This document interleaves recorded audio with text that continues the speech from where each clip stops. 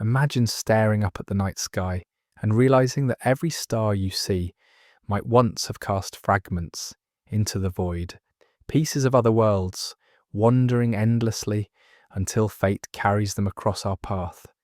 In 2017, we were startled by a messenger from another system, a strange elongated traveller we called ʻOumuamua. 2 years later, Borisov arrived, a more familiar comet, but still undeniably alien in its origins. And now a third visitor has entered the stage, 3I Atlas.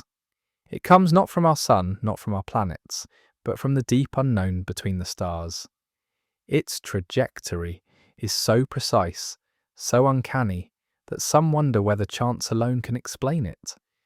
Could this be the quiet signature of intelligence, an interstellar probe disguised as a comet, or merely the natural outcome of cosmic statistics playing out on scales we struggle to grasp? Tonight we follow the story of this mysterious wanderer, weaving between the science we know and the possibilities that reach beyond it, asking what it means when the universe seems to arrange itself like a puzzle meant to be solved. Settle in, let your mind drift among the stars, and allow questions to guide you more than answers. You're watching Arcane Skies. If this journey intrigues you, consider liking the video, subscribing to the channel, and leaving a comment with the place and time where you're watching right now, so we can see where across the earth this mystery is unfolding together. The discovery began quietly, not with a blinding flash across the sky or a spectacular burst of energy, but with a faint dot of light on a telescope screen. On the night of July 1st, 2025, 2 robotic instruments in the Chilean desert registered something that did not move like the others. Most dots crawl predictably, their paths already known to astronomers who track the endless ballet of asteroids and comets. This one moved against expectation, with a velocity and direction that hinted it was not born beneath our sun. To the software, it was just data flagged as unusual.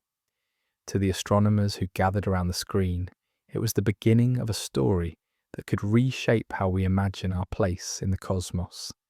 They gave it a provisional name, 3I Atlas, the third confirmed interstellar visitor in human history. At first it seemed like a comet, a frozen body of dust and ice lit by the sun. But the more closely they measured, the stranger it became. Its speed was high, yet not too high, hovering at that perfect balance where suspicion grows.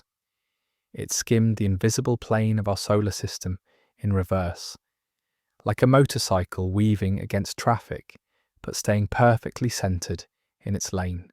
It brushed past Mars, angled toward Venus, swung near Earth, and then traced its way toward Jupiter, as if following a pre-arranged itinerary. Scientists called it coincidence, but coincidence has always been the thinnest veil between comfort and the unknown. What unsettled many was not merely its presence, but its precision. The cosmos is vast beyond comprehension, and interstellar debris should arrive from every imaginable angle, tumbling randomly like pebbles flung from unseen shores. Yet this one, out of infinite possibilities, threaded the narrow groove of our planetary plane, deviating by only a few degrees from perfect alignment. It was a shot that should not have landed, and yet it did. The comparison was irresistible, a cosmic needle falling onto a spinning record and finding the exact groove to ride for one revolution before lifting away. In the language of orbital mechanics, it was called a hyperbolic trajectory, with an eccentricity far beyond 1, proof that it would never return. But in the language of wonder, it looked like intent. To some, that single word carried dangerous implications. If intent existed, then so did intelligence, and if intelligence could send something across the gulf between stars, Then the gulf itself was no longer impassable. The first images from Hubble confirmed activity around the object, a glowing halo of gas and dust, what astronomers call a coma, with a faint tail stretching behind. This should have settled the matter. A comet, after all, is what it appeared to be, yet the coma's brightness leaned forward, toward the sun, not backward as expected. It was as though the object shone most intensely in the direction of travel, scattering light in a way that felt unfamiliar. Scientists spoke of dust properties, forward scattering, and rare illumination effects. Those who dreamed of other explanations whispered of design. If one wanted to disguise an artificial object, they argued, it would be clever to build it in the shape of a comet, to mimic exactly what our telescopes expect to see, while concealing sensors, instruments, or something more within. A probe hidden in plain sight, its cover story written in dust and ice. The size of the nucleus was another riddle. Initial reports, based on its brightness, suggested something massive, perhaps 20 kilometers wide, large enough to dwarf mountains on Earth. Such a giant could have survived countless ages adrift in interstellar space. But as the coma thinned under Hubble's sharp eyes, the truth shrank. The heart of Atlas was likely only a kilometer across, maybe smaller, fragile by cosmic standards, and yet active enough to stream clouds of material into the void. A small traveller masquerading as a great one, or a great traveller cloaked by a small disguise. The distinction blurred under the uncertainty of distance. Astronomers debated models, but outside the observatories, imaginations filled with images of hollow vessels, chambers within stone and ice, structures that might carry watchers who preferred silence over contact. The timing of its arrival was the final touch that troubled even those who resisted speculation. 3i Atlas reached its closest point to the Sun, not in clear view, but during solar conjunction, the period when Earth's perspective places the object directly behind the blazing star. At the very moment its activity should have been most intense, it was hidden from sight. Astronomers sighed at the inconvenience, blaming geometry and the cruelty of orbital chance. Others looked at the calendar and wondered. If something wished to avoid scrutiny during its most revealing phase, what better shield than the sun itself? A curtain of light and heat no human telescope could pierce. When it emerged again months later, it might not be the same. Comets change under solar fire. They brighten, fragment, sometimes vanish altogether, but a disguised traveller might use that fiery passage as a stage, shedding one form for another while the audience is forced to look away. Around the world, news outlets rushed to craft narratives. Some spoke of scientific opportunity, of the rare chance to study material from beyond our system, a fragment from another star's nursery. Others leaned into mystery, invoking ʻOumuamua and Borisov, weaving a trilogy of visitors that seemed almost scripted. Each had a different character, one alien in shape, one familiar in form, one poised between the two. The more the story spread, the more it blurred the line between science and speculation, between the mathematics of probability and the poetry of purpose. Audiences leaned closer, lulled by the suggestion that the universe was speaking in a language we might one day understand. The comet, or probe, drifted onward, indifferent to our debates, yet pulling us deeper into them. For those awake at night, watching the stars with unblinking eyes, 3i Atlas was more than a rock wrapped in vapour. It was a question embodied, a challenge hurled from the dark. Could we look at the heavens and resist the urge to find intention?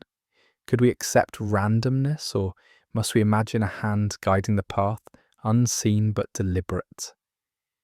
Every culture before us has asked the same, when the sky offered omens, when comets blazed, when meteors fell, when planets aligned. Ancient priests read messages in their patterns, declaring the rise and fall of kings. Modern astronomers calculate orbital dynamics with cold precision. Yet the human heart still trembles at the possibility that some trajectories are chosen.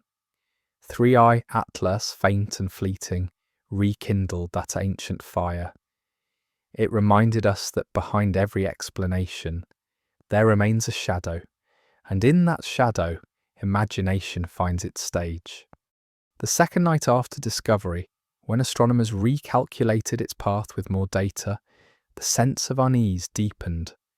Objects from interstellar space are supposed to arrive chaotically, from arbitrary directions like seeds blown on the wind. Yet the numbers on the screen describe something astonishingly precise, an inclination of 175 degrees, almost exactly retrograde against the planetary orbits, missing perfect alignment by just 5. In three-dimensional space, that kind of coincidence is almost absurd, like tossing a coin in a hurricane and having it land balanced on its edge. Scientists reminded one another that probability is not impossibility, but even their words carried the tone of disbelief. To the wider public, those calculations sounded less like chance and more like choreography, a dance designed to skim past our worlds, each encounter distant enough to avoid entanglement, yet close enough to feel intentional, as if the object were a cautious guest, observing the solar system without disturbing its delicate balances. As word spread, telescopes across 6 continents joined the watch. In Italy, amateurs streamed its faint light across the internet, a pixel-sized traveller drifting against the stars. In Hawaii, veteran observers whispered comparisons to ʻOumuamua, still a scar in the memory of astronomy for the mysteries it left behind. In Cambridge, the Minor Planets Centre processed orbital solutions with the efficiency of a heartbeat, confirming what had already become clear. This was no bound wanderer of our own. It was a messenger, a fragment, or something more come from elsewhere. The designation 3i Atlas was entered into records, formal and bureaucratic, but the name carried a weight beyond paper. It was the third visitor from the interstellar dark, and patterns form quickly when you only have a handful of examples. 3 is enough for a line to emerge, a suggestion that perhaps such arrivals are not as rare as once thought, or worse, that their rarity itself holds meaning. The media framed it as history repeating. ʻOumuamua had been the enigma, Borisov the reassurance, and now Atlas arrived as a test. Was the first anomaly simply misunderstood? Was the second an exception to balance the scales? Or was the third proof that the universe was sending a sequence of riddles, each designed to nudge us closer to an uncomfortable truth? Commentators on late-night radio spoke with excitement or dread, weaving images of probes disguised as ice, of civilizations older than our own, testing our reactions. Skeptics countered with the coldness of physics, explaining orbital geometry, scattering angles and selection bias. But beneath both voices ran the same current. Wonder. Few could look at the facts without feeling the pull of mystery, as if the stars themselves were conspiring to keep us awake. In the high desert air of Chile, the robotic eyes that had first spotted Atlas continued their nightly sweeps, watching the sky for dangers closer to home. That was their purpose, to guard Earth against rogue asteroids, a sentinel network funded more by fear than curiosity.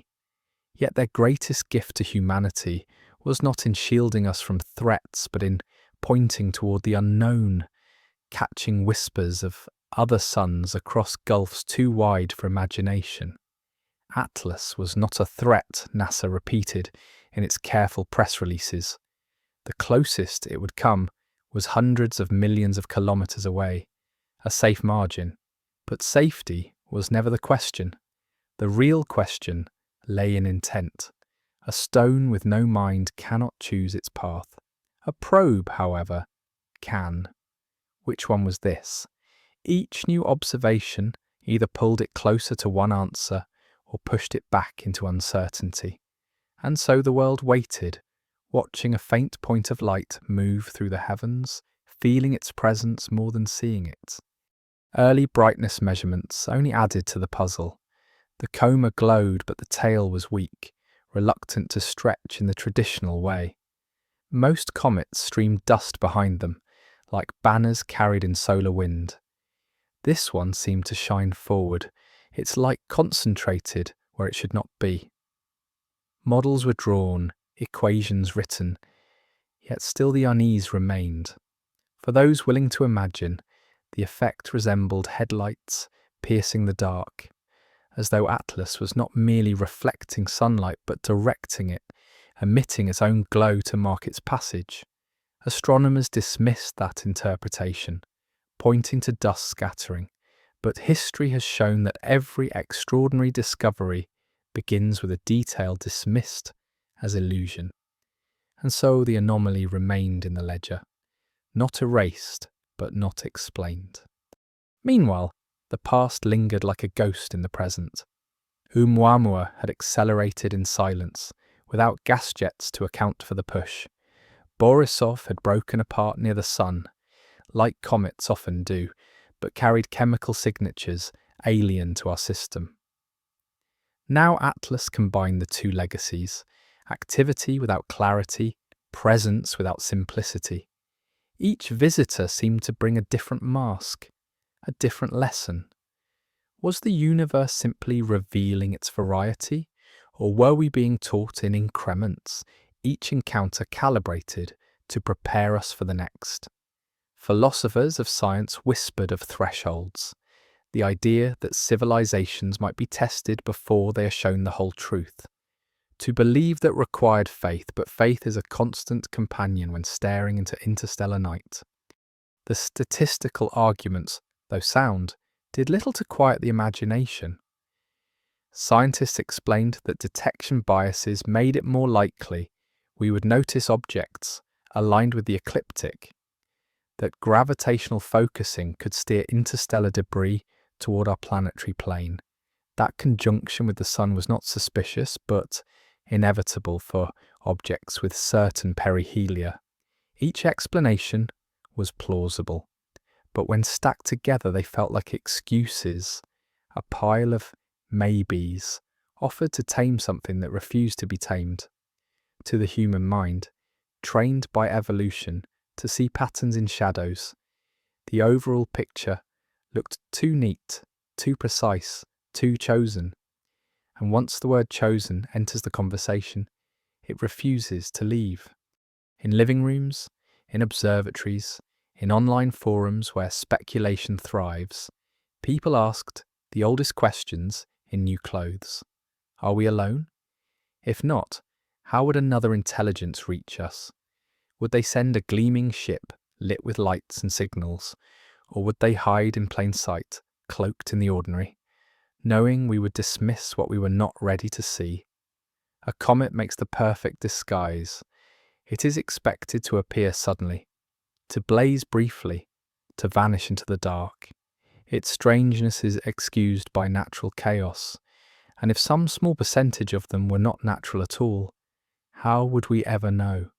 Perhaps the only sign would be the whisper of intent carried in a trajectory that feels too careful, too elegant to be blind chance. Atlas, drifting silently across our skies, became the canvas onto which we projected these thoughts. Whether natural or artificial, it was already more than itself. It was a mirror, showing us the edges of our curiosity and the depth of our hunger to not be alone. As July unfolded, the excitement around 3i Atlas grew into a global vigil. Each night, Telescope swiveled to its coordinates, tracking its faint glow as it edged closer to the inner solar system. What was once just a statistical anomaly now began to feel like a character in its own unfolding drama. The object traced a path that read like an itinerary through the heavens, first toward Mars, where in October it would pass within a distance that astronomers considered close enough to count but too far to pull, then onward to Venus, before sweeping toward its hidden encounter with the Sun. Finally, its outbound leg would carry it near Earth, and then past Jupiter, gliding between the giants and the small worlds like a traveller intent on observation rather than collision. The very sequence seemed staged, as though the planets themselves were checkpoints in some cosmic reconnaissance mission. Scientists reminded the world that geometry alone dictated these near passes, but for those watching from the outside, it was difficult not to imagine a guiding hand. At public observatories, people lined up to glimpse the interstellar visitor through eyepieces, though to the naked eye it was nothing more than a faint point lost among countless others. Yet context gives meaning, and meaning transforms perception. Knowing that this tiny speck had travelled for untold millions of years from another star made it radiant with significance. It was like staring at a grain of sand carried across an ocean, not by wind or wave, but by the emptiness of interstellar dark. Some who looked saw a comet, others saw a messenger, and some quietly wondered whether it might be a kind of scout, silent and unassuming, learning about us while remaining beyond reach. Debates grew louder as comparisons to ʻOumuamua and Borisov resurfaced. ʻOumuamua had been the shapeshifter, elongated and tumbling, accelerating without explanation.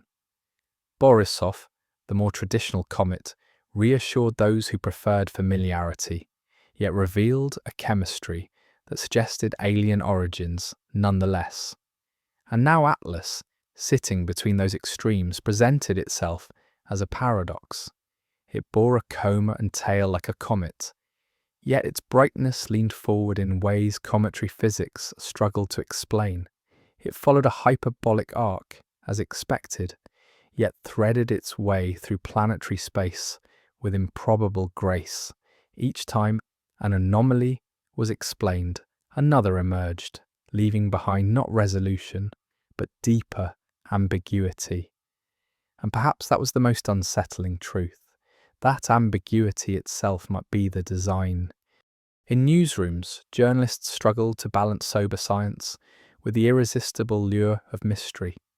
Headlines spoke of alien probes in disguise and cosmic visitors on planned tours. Experts shook their heads, but then admitted, if pressed, that they could not completely rule out exotic explanations. Radio shows and podcasts filled with speculation, connecting dots across decades, the whispered stories of unidentified craft near Earth, the myths of watchers in the sky, the sudden appearance of interstellar visitors one after another, as though a door had opened. Was it coincidence that humanity had developed the ability to detect them only in recent years, just as they began to arrive in plain sight? Or had they always been here, unnoticed, until our eyes became sharp enough to see what was hiding all along? Philosophers reached further back, recalling that ancient cultures once interpreted comets as omens, harbingers of war, famine, or the fall of kings. A bright streak across the heavens was never just ice and dust. It was a message from beyond, a disruption of the natural order. Atlas, though faint, carried the same weight of symbolism in the modern mind. It did not need to blaze spectacularly to disturb us. Its strangeness was enough. Perhaps in ways we rarely admit, we are still the same species that once trembled before fiery streaks in the sky, searching for meaning in the inexplicable. Only now, instead of priests offering interpretations, it is astronomers and engineers, philosophers and dreamers, each casting their own story onto the visitor. In lecture halls, diagrams of Atlas's trajectory appeared on screens, a graceful arc slicing through the solar system, close encounters plotted like pins on a map. The mathematics explain the movement, but diagrams rarely capture the emotional weight. To see that line was to see a thread woven through the loom of our solar family, passing close to each world but never touching, a traveller neither hostile nor indifferent, merely purposeful. What purpose, though, remained the unsolved equation. Some argued reconnaissance, others insisted on coincidence. The universe, after all, is not obligated to satisfy our sense of narrative. Yet humans are storytellers by nature, and when the sky gives us a puzzle, we cannot resist shaping it into a tale of intent. As weeks passed, spectroscopic instruments strained to decode the faint light scattered from Atlas's coma. The hope was to catch chemical fingerprints, water, carbon monoxide, cyanide, that would declare it a natural comet. But the lines were faint, ambiguous, resisting certainty. The dust glowed, the gases whispered, but no clear voice spoke. This silence was either natural, the result of distance and weakness, or deliberate, a mask designed to reveal nothing. Observers reminded each other to be patient. Comets often yield their secrets only when warmed by the sun. Atlas, still approaching, had time yet to speak, and so humanity waited, recording every flicker, every shift in brightness, every nuance in its elusive dance. For those who watched more with imagination than with instruments, the visitor already revealed enough. Its path seemed written with intention. Its presence echoed myths of celestial messengers. Its silence invited projection. Whether comet or craft, it carried humanity into a state of wonder rarely felt in the modern world, where satellites and probes and rovers have made space almost mundane. Atlas was a reminder that the universe is still capable of surprise, that beyond the predictable orbits of our planets lies a realm of possibility as vast as the night itself. And in that possibility, perhaps, lies the first whisper of an answer to the question that lingers at the edge of every gaze toward the stars. Are we alone, or has someone already crossed the gulf to stand unseen among us? Picture the solar system as a vast billiard table, planets and moons scattered like spheres across a green expanse, each locked in its own silent orbit. Now imagine a cue ball striking from the darkness beyond the table's edge, gliding in at the perfect angle, brushing past the others without ever colliding, then vanishing back into the void. That is what astronomers saw when they traced the course of 3I Atlas. Its eccentricity, the measure of just how unbound it was, sat at an extraordinary 6.1. A parabolic escape requires only a value above 1, but this was not a gentle departure. It was an emphatic declaration that the object belonged to no star, least of all ours. Yet within that defiant trajectory lay something even stranger, geometry that seemed too deliberate to ignore. Aligned almost perfectly with the ecliptic plane, the same invisible disk where Earth, Mars, Venus and Jupiter march in their endless procession, Atlas slipped against the current like a shadow in reverse. At its approach, the first checkpoint was Mars. The numbers were uncanny, 19 million miles, close in cosmic terms, yet not close enough for gravity to take hold.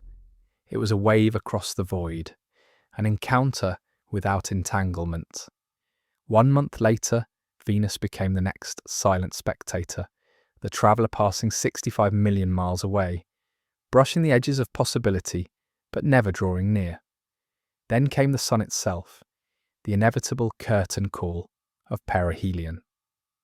On October 29th, 2025, Atlas would dive toward the star, skim the fire, then slip behind it, disappearing from Earth's view at the very moment when its secrets might have been most visible. Astronomers knew the timing was coincidence, the result of orbital mechanics, yet the word coincidence grew heavier with every repetition. And when it re-emerged in December, it would not be the same. Comets change, fragment, brighten, sometimes collapse under the heat. But what if this change were not decay but metamorphosis? What if what disappeared behind the sun was not exactly what came out? On its outward path, Earth would be the next waypoint, not close by spacecraft standards, but near enough that its presence would be felt. 1.8 astronomical units, roughly 270 million kilometres. That distance is safe, NASA reminded the world. But safe is not the same as irrelevant. A visitor does not need to shake your hand to watch you from across the room. From there, Jupiter would take its turn, 34 million miles away, the giant planet looming like a sentinel at the edge of the inner system. Each pass looked like a survey, a series of glances cast across the planets, each one calculated to reveal without ever touching. The arrangement of these encounters felt uncanny, like stations on a pilgrimage through our solar neighbourhood. It was a grand tour without a driver, or perhaps with one too skilled to leave fingerprints. The velocity of Atlas was another layer of paradox, too fast to be captured, yet not too fast to raise suspicion. 57 kilometres per second relative to the sun, the perfect Goldilocks speed, neither too extreme nor too tame, just right to blend with the background traffic of galactic debris. Too precise, some murmured, too exact a disguise. A craft wishing to masquerade as nature could hardly choose better. Natural enough to seem real, deliberate enough to sow doubt. Its very ordinariness began to feel like theatre, a mask so convincing that suspicion clung to the fact that it was convincing at all. In labs and observatories, astronomers worked through these puzzles with the tools of their trade: equations, models, simulations. They reminded one another that gravity sculpts orbits with the same inevitability as tides shape shores, that dust scatters light according to laws of optics indifferent to human imagination. Yet even among them, in quiet conversations away from microphones, the question surfaced like a ghost. What if? What if we are not watching a comet, but a performance? What if, beyond chance, there is intent? It was the same question that haunted ʻOumuamua's anomalous acceleration, the same whisper that lingered after Borisov's unexpected chemistry. Atlas seemed to inherit both legacies, the puzzle and the familiarity, binding them into something that refused to be resolved. To the public, the trajectory maps shown on screens only deepened the impression of purpose. Arcs of light threaded through planetary orbits, avoiding every potential hazard with the precision of an engineer plotting a course. NASA released visualizations meant to reassure, but the images carried their own unintentional poetry. They looked less like cold mechanics and more like choreography, a dancer weaving through partners with perfect grace, leaving the audience to wonder if this was practice or performance. Scientists cautioned against seeing intent where there was none, invoking the dangers of pareidolia, the human habit of seeing faces in clouds or meaning in randomness. But when the clouds take the shape of a pattern too symmetrical to dismiss, even the cautious begin to hesitate. As autumn approached, anticipation grew heavy. Observatories scheduled around-the-clock monitoring, radio telescopes scanned the silence, listening for whispers, beyond noise, instruments prepared for perihelion, though the sun itself would blind them at the critical moment. Journalists speculated, skeptics scolded, dreamers dreamed, and above it all the object moved in silence, indifferent to interpretation, threading the groove of its improbable path. For some, Atlas was a comet, a frozen shard of another world, proof that the galaxy is rich in wandering fragments. For others, it was a messenger cloaked in ice, carrying questions we were not yet ready to answer. But whether natural or deliberate, its presence had already achieved something profound. It had forced humanity to look up again, not with complacency, but with wonder. And so the waiting continued. Each night the traveller crept closer to its solar rendezvous. Each night the questions multiplied. Was this merely a stone on a path written by physics? Or was it a craft following instructions older than our species? Was its disappearance behind the sun a coincidence, or the cleverest of evasions? No telescope, no model, no press release could resolve the tension. Only time could, and time was drawing near. Until then, Atlas remained poised between worlds, between explanations, between chance and choice, a needle riding the groove of a cosmic record, turning once before lifting away, leaving us to wonder whether the song we heard was random noise, or the first notes of a message meant for us. If interstellar visitors could be imagined as characters arriving unannounced at our door, ʻOumuamua would be the stranger in a long coat who leaves without explanation. Borisov, the neighbour who behaves exactly as expected but speaks with a curious accent. And Atlas, the guest who seems familiar, until you notice the details that don't quite add up. Each carried its own kind of disturbance, but Atlas lingered most stubbornly in the space between comfort and doubt. It shone like a comet. It shed dust like a comet, yet its light bent in ways comets rarely do. Its tail existed but remained faint, while its forward glare defied easy models.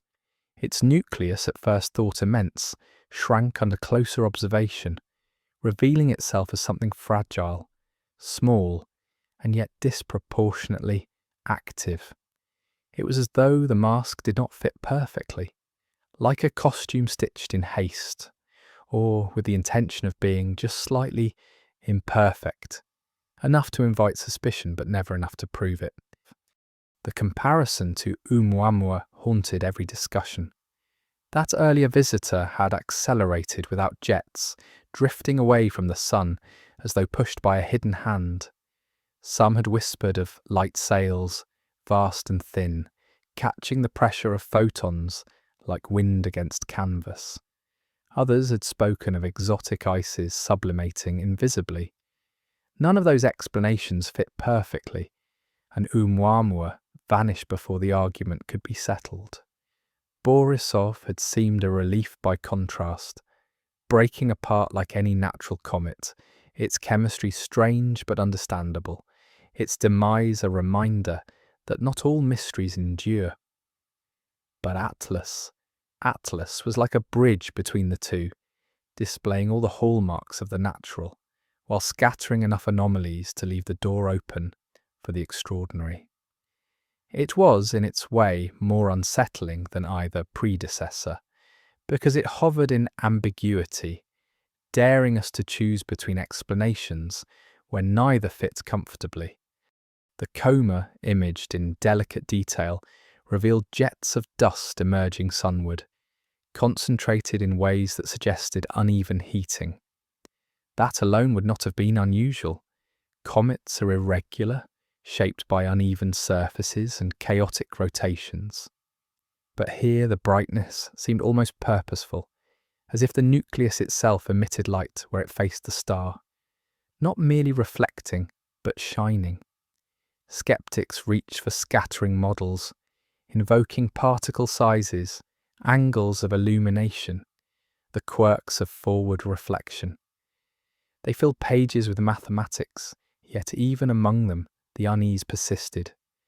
Too many assumptions stacked one atop another, too many auxiliary explanations required to maintain normality. The natural comet theory remained intact, but it grew heavier with each justification. Like a scaffolding of reason built to hold up a structure that swayed under the weight of doubt. The nucleus's size was another puzzle. Early excitement had painted it as a mountain drifting through space, 20 kilometers wide, a wandering world fragment that could have carved craters with a single strike. But as Hubble refined its view, the object shrank to a kilometer or less, a fragile shard, a stone masquerading as a planet. Its smallness made its brightness stranger. A tiny body, shedding dust at such a rate, suggested either remarkable volatility, as though composed of unusually rich ices, or mechanisms more efficient than natural sublimation. Some wondered if cavities within the body allowed gas to escape with force, or if fractures amplified its activity. Others, more speculative, asked whether we were watching an engineered performance, a machine hidden inside a fragile shell, using energy sources unknown to us. Both explanations remained theories, equally unproven, equally tantalizing. By now, the world was watching closely. Every new press release was devoured, every ambiguous line magnified. When reports noted the brightness leaning forward, imagination filled the gap with visions of engines glowing in the dark.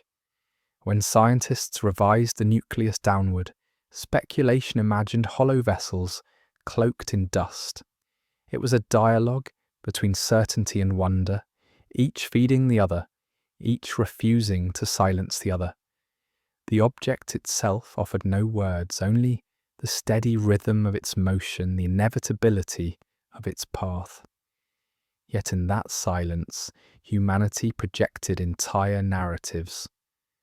Was Atlas a natural wanderer, or was it the cautious scout of a civilization we had not yet met? Was its path coincidence, or choreography designed with precision that defied randomness? The answers remained hidden, but the questions had already taken root. Among the scientific community, the object became a test not just of instruments, but of discipline. Could researchers hold fast to natural explanations, even when the anomalies piled high? Could they resist the lure of extraordinary conclusions, knowing how quickly the media would seize them? The debate became as much about human nature as about celestial mechanics. Those who demanded restraint argued that our minds are wired to see patterns, to detect intent, even when none exists. Those who leaned into speculation reminded us that dismissing anomalies too quickly risks missing the extraordinary when it does arrive. Atlas stood in the middle, a mirror reflecting both tendencies, exposing the tension between skepticism and belief. In the culture at large, however, restraint mattered little. Atlas was no longer only a scientific subject, it was myth reborn. Artists painted it as a glowing spear piercing the heavens. Writers described it as a silent sentinel from distant stars. Filmmakers pitched ideas of probes in disguise, ancient watchers camouflaged in cometary shells. It became part of our collective imagination, a story we told ourselves about what might lie beyond. Whether natural or artificial mattered less than the possibility itself. For a species that has always looked upwards in search of meaning, Atlas provided a stage on which to project our hopes, fears, and hunger for contact. And so, night after night, the speck drifted on, gathering our attention like a magnet gathers filings, aligning our thoughts along the grooves of its improbable orbit. In it, we saw science and myth entwined, certainty and wonder colliding, skepticism and speculation dancing a duet. ʻOumuamua had left us with questions unanswered, Borisov with comfort and clarity, but Atlas stood as both question and answer, both comfort and disturbance. It was the embodiment of ambiguity, and perhaps that was its most important gift. Because in ambiguity we are forced to imagine, and in imagination we find the courage to face the unknown. There comes a moment in every unfolding mystery when the evidence begins to point in two directions at once.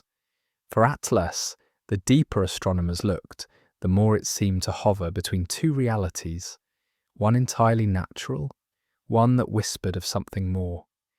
The most striking anomaly remained its near-perfect alignment with the solar system's plane. At 175 degrees, it was retrograde, moving opposite the planets, yet within 5 degrees of the disk where those planets circle endlessly. In the infinity of possible orientations, this one felt too precise. Scientists spoke of detection bias, reminding the public that telescopes watch the ecliptic most carefully, and that gravity itself can nudge interstellar debris toward that region. But outside the language of probability, the human mind could not help but sense design. Why here? Why this way? Why now? The sequence of planetary encounters added to the unease. Mars first, then Venus, then Earth, then Jupiter, each a brush of proximity, close enough to mark, far enough to avoid capture. It was as though the visitor followed an itinerary sketched across the heavens, choosing its distances with careful restraint. Orbital mechanics could account for the path, yes, but coincidence grows fragile when it repeats too often. To skeptics, these encounters meant nothing more than geometry.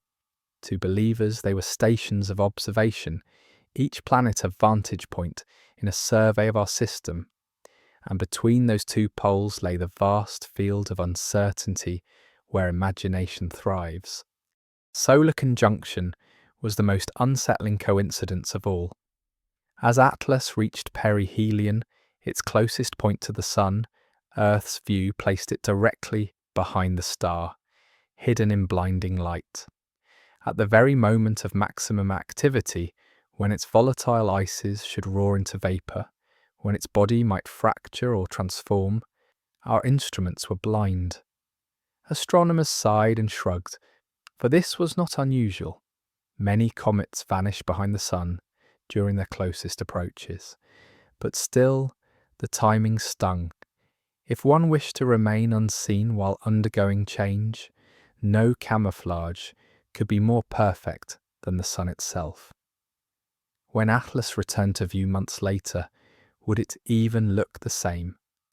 Would we recognize what had re-emerged, or would we simply accept whatever shape it showed us as the natural course of a comet's life?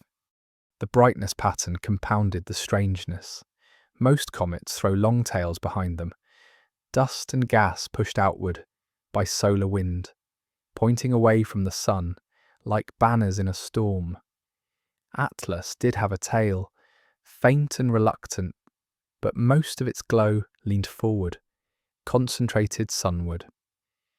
Hubble's sharp images showed a brightness that seemed to contradict the simplest models. Scientists invoked forward scattering, a quirk of dust grains reflecting light more efficiently in certain angles. The math could be made to work, but even they admitted the effect was stronger than expected. To others, less bound by caution, it looked like the glow of something self-luminous, energy radiating from within, an engine or a beacon masquerading as cometary haze. Size estimates also swung wildly, feeding both wonder and suspicion. At discovery, early reports declared it vast, 20 kilometres across, a fortress of ice and stone gliding between worlds. Soon that number collapsed. As Hubble pierced the coma, the nucleus shrank to perhaps a kilometre or even less. A shard, a fragment, a pebble against the scale of planets. And yet, from that small core, dust poured into space at rates between 10 and 100 kilograms per second, a fountain far more active than such a body should produce. For a natural comet, it suggested unusual composition, rich in volatile material or structural fractures that exposed hidden reservoirs. For the speculative mind, it suggested design, a small machine cloaked in a cloud projecting brightness far beyond its true size, a disguise of dust and gas spun deliberately to conceal. Spectroscopy, the tool meant to resolve doubt, offered only silence. Observers strained to detect the fingerprints of familiar molecules: water vapor, carbon monoxide, carbon dioxide, cyanide. The lines should have been faint but present. Instead, ambiguity reigned. Limits could be placed, but not positive detections. The coma existed. The dust proved activity, but the expected gases refused to show. This did not mean they were absent. It could mean they were too weak, or their signatures too drowned in noise. But the contrast with Borisov, whose chemistry had declared itself clearly by this stage, left Atlas in a limbo of uncertainty. Too dusty, too bright, yet chemically quiet. A silence that could be explained by natural difficulty, or by something more deliberate, a cloak that revealed nothing of what lay beneath. Instruments noted subtle asymmetries too, brightness that leaned not only forward but slightly offset from the nucleus's centre. Natural comets show such quirks, jets of gas emerging from irregular surfaces, cracks exposing ice, but the shape felt sharp, the glow too localized, as though outgassing was not chaotic but guided, focused. Some dismissed the effect as noise in the data, the artifact of distance and atmosphere.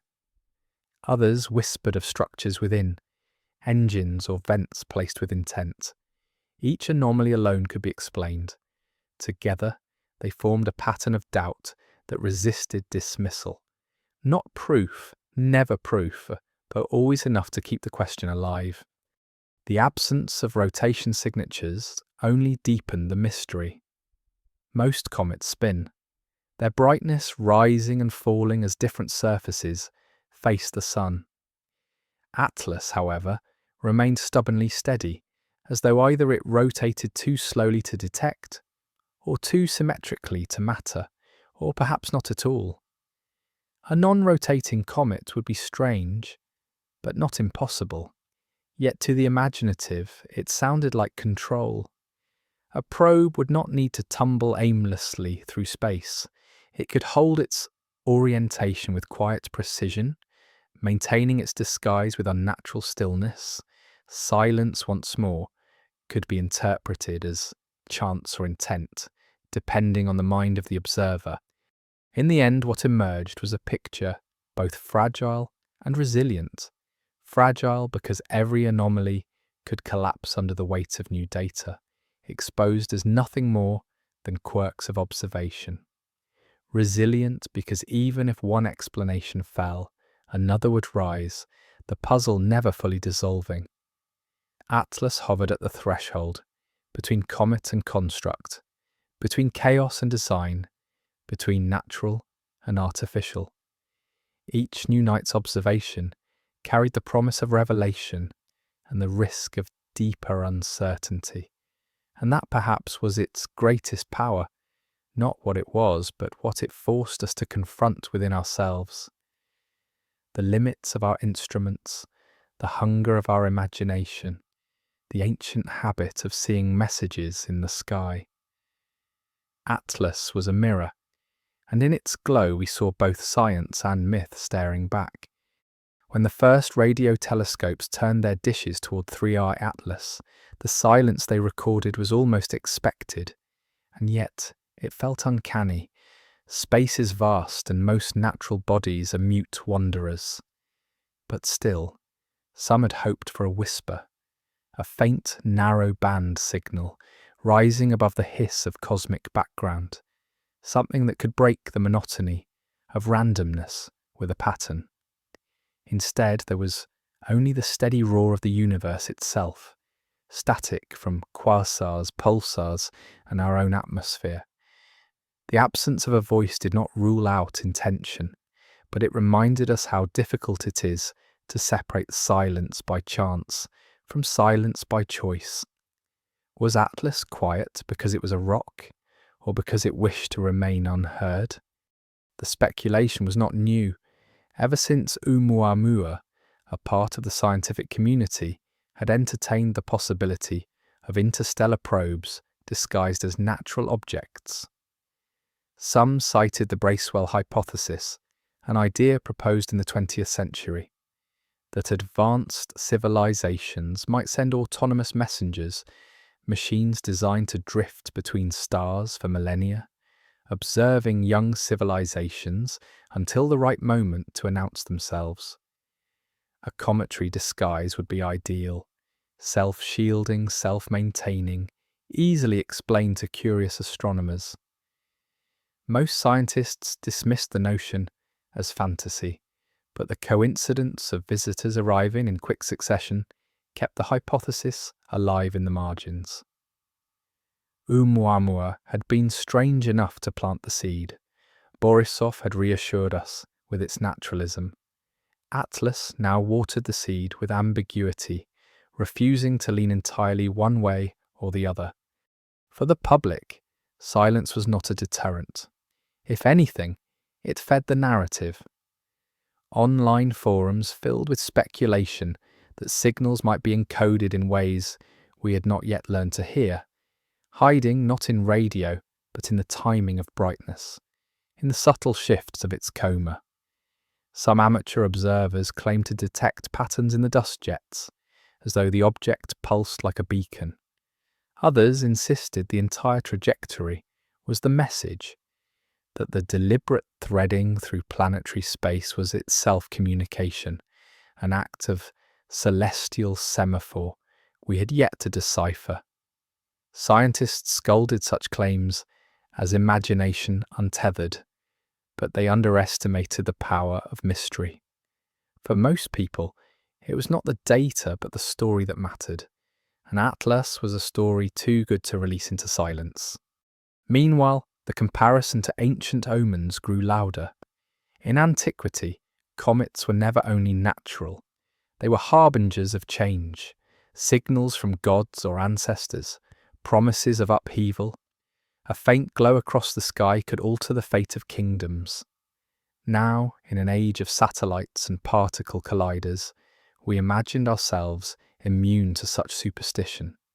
Yet here we were, debating whether a comet from another star was an emissary of alien minds. The language had changed, the framework updated, but the impulse was the same: to read the heavens as a text, to search for intention in the unblinking sky. Perhaps Atlas mattered less for what it was than for what it revealed of us, that even in an age of science our hunger for meaning is endless, our suspicion of randomness eternal. The closer it drifted toward the sun, the more the suspense mounted. Instruments tracked every flicker in brightness, every deviation in trajectory, every possibility of fragmentation. Would it shatter like Borisov, or accelerate like ʻOumuamua, or maintain its ambiguous mask until it vanished again into interstellar night? Predictions multiplied, but certainty remained elusive. Some warned it might disintegrate completely, a puff of dust leaving behind only data and disappointment. Others hoped it might survive intact, its secrets hidden but enduring, another traveller to haunt the edges of our memory. And a few quietly whispered of the most dramatic possibility, that it might change form altogether, discarding its cometary disguise once the sun's curtain shielded it from our view. To those few, the idea was both terrifying and exhilarating, a transformation unseen, a rebirth behind fire. In television studios and classrooms, experts explained orbital mechanics with patient care. They showed how hyperbolic visitors follow paths carved by physics alone, how probabilities can produce alignments that feel deliberate. But even their voices carried undertones of awe. Few in history had watched the heavens with this much clarity, this much tension. We were no longer passive observers of wandering comets. We were active participants in a drama that felt written for us. Each update, each recalculation, each new image felt like a chapter in a narrative. Not of our making, yet unmistakably ours to witness. In that sense, Atlas had already achieved something no matter its nature. It had captured the imagination of an entire species, binding us together in the shared act of wondering. At night, in quiet observatories, the object itself remained indifferent. A point of light, steady against the starry background, moving as it must, uncaring of speculation or story. Yet in that indifference lay its power. The less it revealed, the more we revealed about ourselves. We projected fear, hope, myth, and science onto its silence, each human mind writing its own version of the mystery. And in that way, Atlas became more than an object. It became a canvas, one painted not only with light from another star, but with the oldest question humanity knows. Are we alone, or are the heavens already watching us, disguised in the ordinary, hidden in the shadows of comets? The closer Atlas crept toward the sun, the more its mystery deepened, not through revelations but through omissions. Silence can be louder than sound when expectation builds, and by late summer the world was expecting drama. Telescopes strained against the glare of twilight skies to catch the last glimpses before conjunction, their images grainy, the coma swelling, the light curve wavering unpredictably. Something about the object seemed restless, as though anticipating its own crossing into the furnace. Astronomers predicted fragmentation, a fate many comets suffer when drawn too near the sun's relentless heat. But in those final days before disappearance, Atlas remained stubbornly intact, shimmering with a glow that confounded models. Its dust production fluctuated erratically, like the breath of something alive, steady one moment, faltering the next, then surging again, as though in response to some hidden rhythm. The public followed these developments with a fascination that bordered on obsession. News channels displayed simulations of its path, animated arcs showing how the object would vanish behind the sun, hidden from Earth's view for weeks. Commentators spoke in cautious tones, repeating phrases like likely natural and unresolved anomalies, but their restraint only heightened curiosity. Online speculation took a freer course. Some claimed the perihelion would be the moment of revelation, that Atlas would shed its cometary veil and emerge in another form, perhaps elongated like ʻOumuamua or shattered like Borisov. Others believed it would disappear altogether, vanishing not into dust but into something else, an exit through a doorway unseen, a withdrawal as deliberate as its arrival. In these stories, science became myth, and myth carried more weight than fact. What troubled even sober researchers was the sheer unlikelihood of its trajectory. To imagine billions of stars each shedding fragments, to imagine those fragments wandering aimlessly across the galaxy, and then to witness 3 such wanderers within a decade, each with quirks that challenged our understanding. It strained coincidence to the breaking point. ʻOumuamua had accelerated without jets. Borisov had revealed chemistry alien to our system, and now Atlas traced a path that seemed scripted, threading through planetary alignments with uncanny precision. At what point does coincidence cease to comfort? At what point do we allow ourselves to wonder whether there is more than randomness at play? These were not questions easily voiced at conferences, but in private conversations they lingered like embers refusing to fade. The ancient resonance of comets as omens returned in force. People across cultures recalled stories passed down through centuries, flaming swords in the heavens heralding the fall of dynasties, celestial visitors marking the birth of great leaders, strange lights in the sky woven into prophecy. Atlas, faint though it was, tapped into that deep human memory. Perhaps we are hardwired to read the sky as text, to see intention written in its shifting lights. The difference now was the language we used. Instead of gods or ancestors, we spoke of civilizations older than ours, intelligence scattered across the stars, probes disguised as stone and ice. Yet beneath the vocabulary, the impulse remained unchanged, to imagine we are being addressed, to wonder what message lies hidden in the visitor's path. As days passed, Atlas edged nearer to the moment of disappearance. Observers noted subtle fluctuations in brightness that some interpreted as fragmentation, others as jets of activity, still others as artifacts of observation. The truth was uncertain. Every explanation felt provisional, every conclusion fragile. It was like listening to a voice carried on wind through a forest, half heard, distorted, and never quite clear. And then, almost abruptly, the moment came. The visitor slipped into the sun's glare, swallowed by light. No telescope could follow it there. No radar could pierce the furnace. For weeks it was invisible, existing only as numbers on orbital charts, as predictions drawn by computers, as anticipation in human minds. In that absence, its mystery grew. What happens to a thing unseen? Does it persist, unchanged, or does it transform in the shelter of our blindness? Theories multiplied during the silence.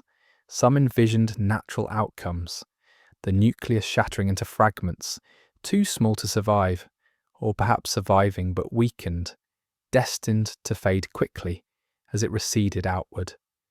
Others clung to speculation, that behind the sun the mask would be discarded, a machine within revealed, unseen by our eyes. A few invoked darker possibilities, that the object would not emerge at all because its purpose had already been fulfilled. To pass near our worlds, to watch us watching it, and then to vanish, its mission complete. None of these could be tested. For that stretch of weeks we were blind, and in blindness imagination takes the throne. The sun was not merely a star then, but a curtain, behind which something played out unseen, a cosmic theatre with humanity excluded from the audience. In ancient times, priests and rulers would have filled that silence with prophecy. They would have declared the hidden weeks as a time of omen, a sign of judgment or blessing. In the modern world, scientists filled the silence with predictions, simulations, probabilities. Yet both acts shared the same essence, the attempt to give shape to the unseen, to fill the void with meaning. The return of Atlas to visibility would answer some questions, but in those hidden weeks, humanity glimpsed itself most clearly, hungry for story, restless in uncertainty, desperate for a pattern in the dark.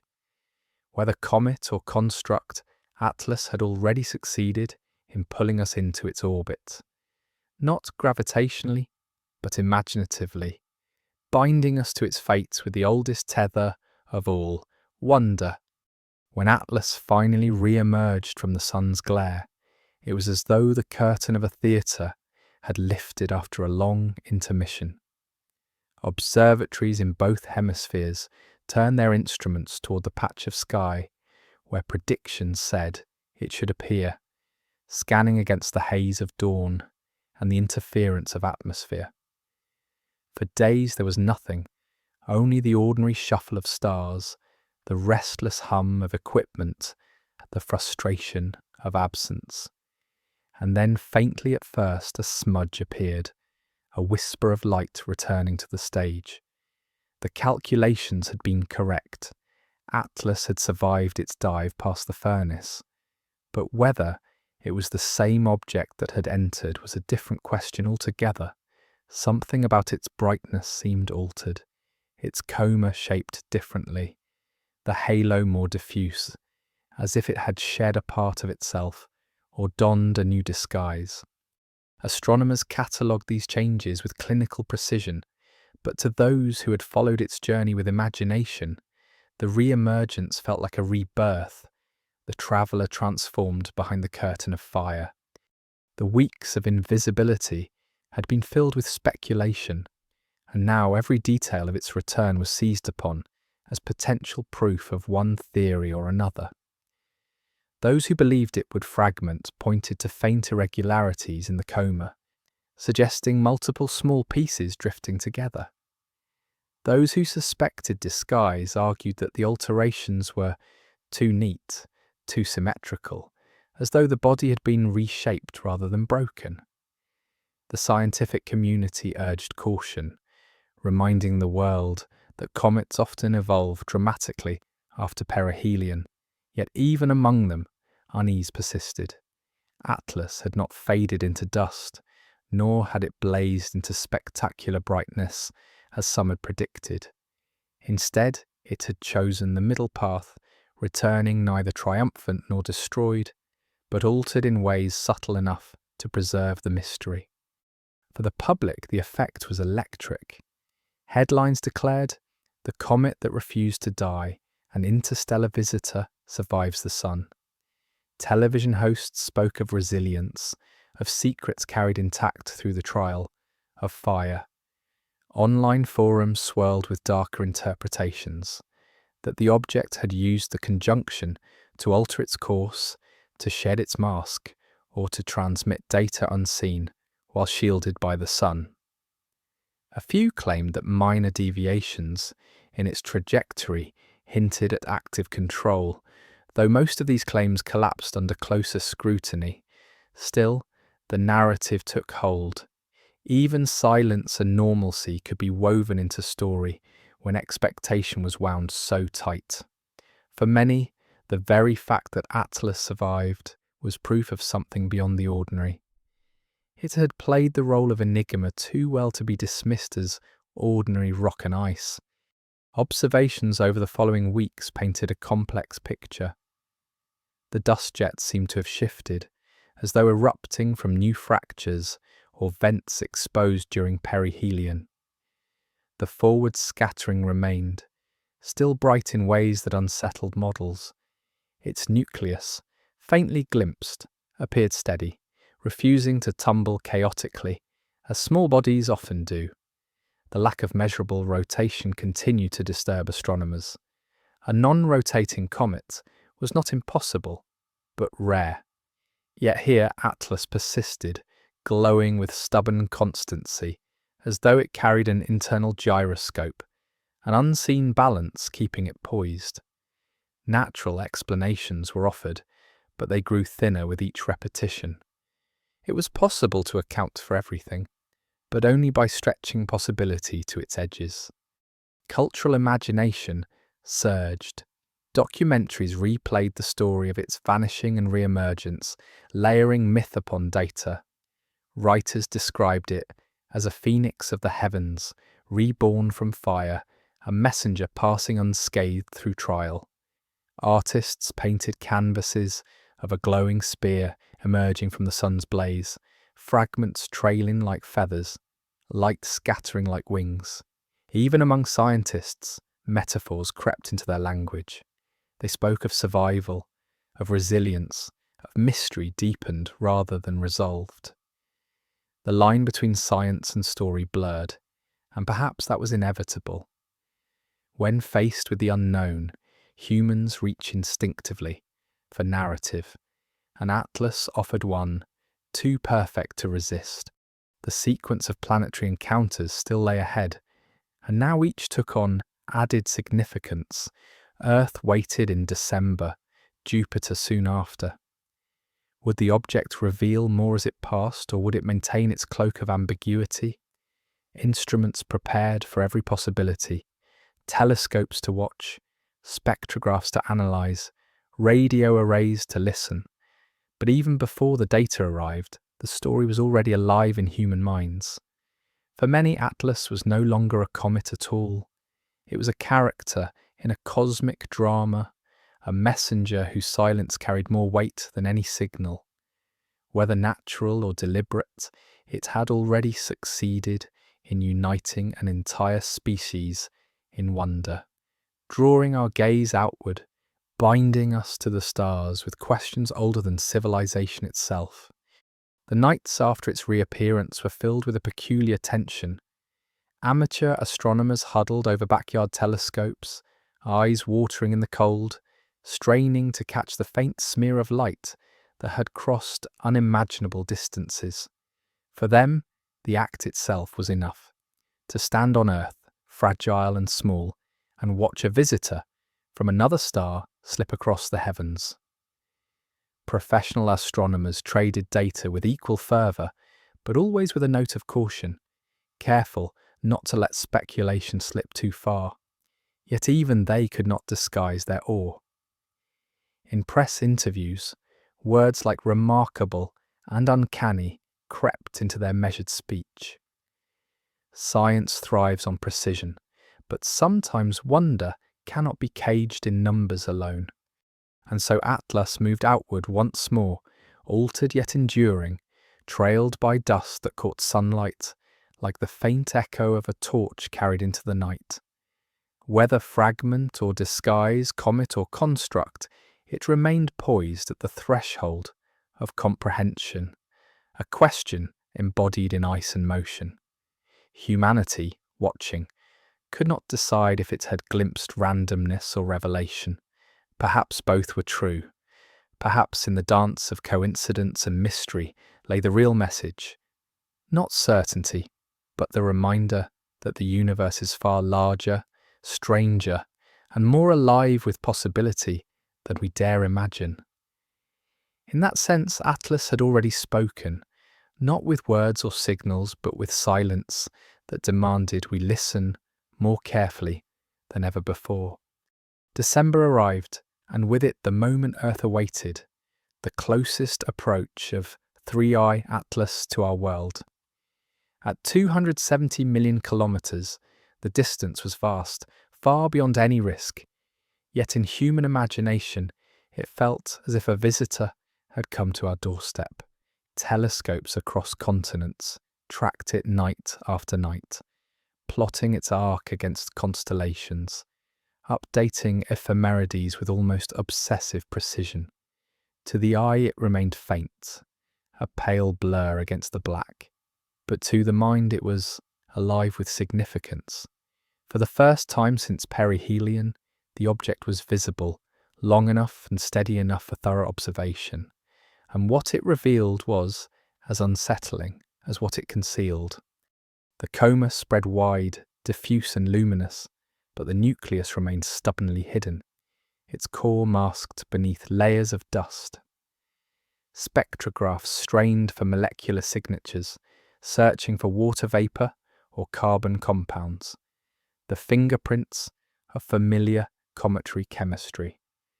The lines appeared faintly, ambiguous, never quite strong enough to silence doubt. Some detected hints of unusual ratios, proportions that did not match the catalogues of known comets, though uncertainties clouded every claim. To the careful scientist, the data were inconclusive. To the speculative mind, they were fuel.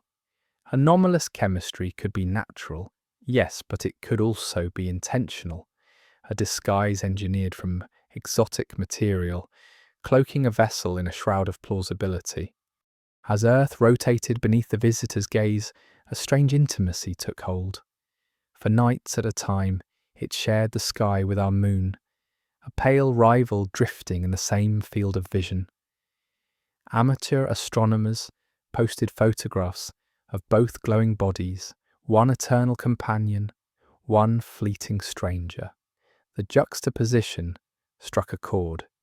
If our moon is the mirror that reflects our own story, then Atlas was the mirror of the unknown, a reminder that not every light in the night sky is bound to us. To some, it was humbling. To others, it was thrilling. To many, it was both. That duality, the mixture of awe and unease, defined every conversation around the object. The world's media seized on the approach with a renewed fervour. Documentaries replayed the timeline of discovery, the alignment with the planetary plane, the mysterious silence of perihelion. Talk shows invited astronomers and skeptics, philosophers and futurists. Some argued fiercely for restraint, warning against turning anomalies into fantasies. Others embraced the unknown, suggesting openly that Atlas might be part of a pattern, that 3 visitors in less than a decade could not be dismissed as coincidence. The debates blurred the lines between science and myth, and the public watched eagerly, not because they expected resolution, but because the tension itself was captivating. Humanity has always loved a riddle, and here was one written across the sky, moving night by night, visible to anyone with a telescope and patience. Even governments took quiet notice.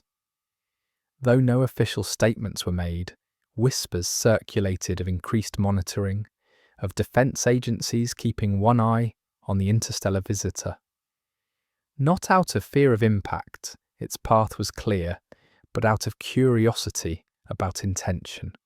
The possibility that it was natural was highest, of course, but the possibility that it was not, however slim, carried implications too great to ignore. If this was a probe, then it was not only an astronomical discovery, but a diplomatic event, one in which Earth had no script to follow. To acknowledge that openly would have been destabilizing. And so silence reigned, official and deliberate, mirroring the silence of Atlas itself. In classrooms, the story became a living lesson. Teachers used it to explain eccentricity, orbital inclination, light scattering, sublimation of ices. Students leaned forward, some bored by equations, others captivated by the idea that they were alive at a time when humanity was witnessing its 3rd confirmed visitor from another star. History has a way of reclassifying events only after the fact, but for those living through it, there was a palpable sense of being part of something larger. Atlas was no longer just a comet. It was a chapter in the unfolding narrative of our species, awakening to the wider cosmos.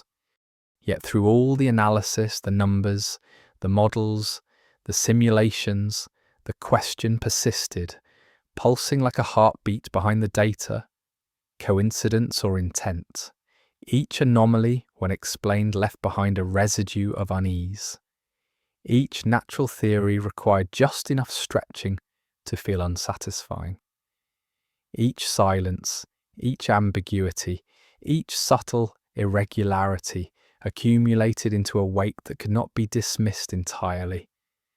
And so Atlas lingered at the edge of certainty, both comet and construct, both message and accident.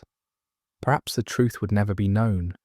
Perhaps its very power lay in that uncertainty, in the way it forced us to confront not only the limits of our knowledge, but the hunger in our imagination.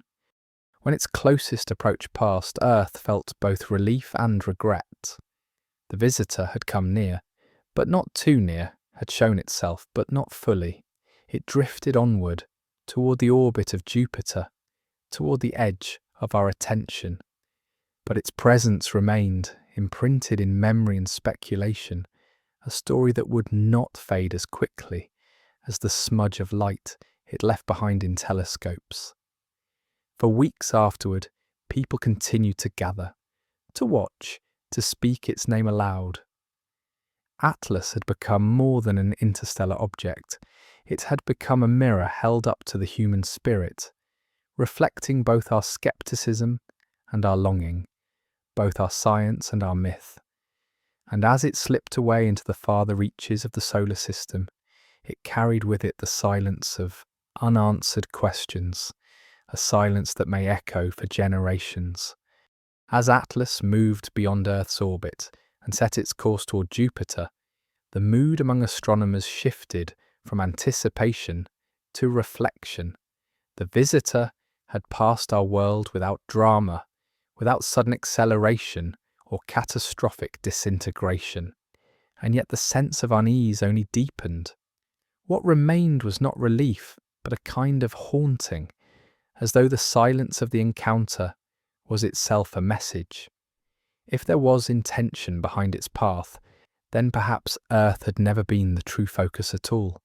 Perhaps we had only been one station on a longer journey, a waypoint acknowledged, and then passed by with indifference. And so attention turned to the next great marker on its itinerary, Jupiter, the giant of our system, the guardian at its outer edge, a planet whose mass could bend the trajectories of comets, asteroids, and perhaps even interstellar machines.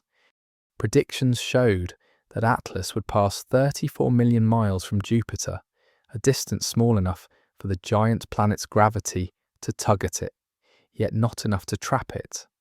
In the language of orbital mechanics, it was simply another flyby, a matter of geometry. But in the language of story, it was a deliberate glance at the most massive world orbiting our sun, as if to take the measure of the Titan before departing into the dark. Astronomers watched with keen interest, knowing that Jupiter's influence could alter Atlas's course, even if only slightly. Any deviation would be catalogued, analysed, dissected. Some even hoped for change, for an unexpected kink in the trajectory that might echo the unexplained acceleration of ʻOumuamua. But others feared what such a change might imply, that we were indeed watching something that responded, that adjusted, that acted. For centuries, Jupiter has played the role of sentinel. Its gravity has deflected comets, shielded Earth from some impacts, while hurling others inward. Mythologically, it is king, Zeus among the planets, the thunderer who rules the skies. To see an interstellar object pass close to it carried symbolic weight. Was Atlas merely a shard of ice gliding past a giant, or was it the cautious eye of another intelligence measuring the might of our solar system's monarch? Such thoughts circulated not only in the realm of speculation, but in the quiet conversations of scientists who dared not put them in print. Too often in the past, extraordinary claims had been punished with ridicule.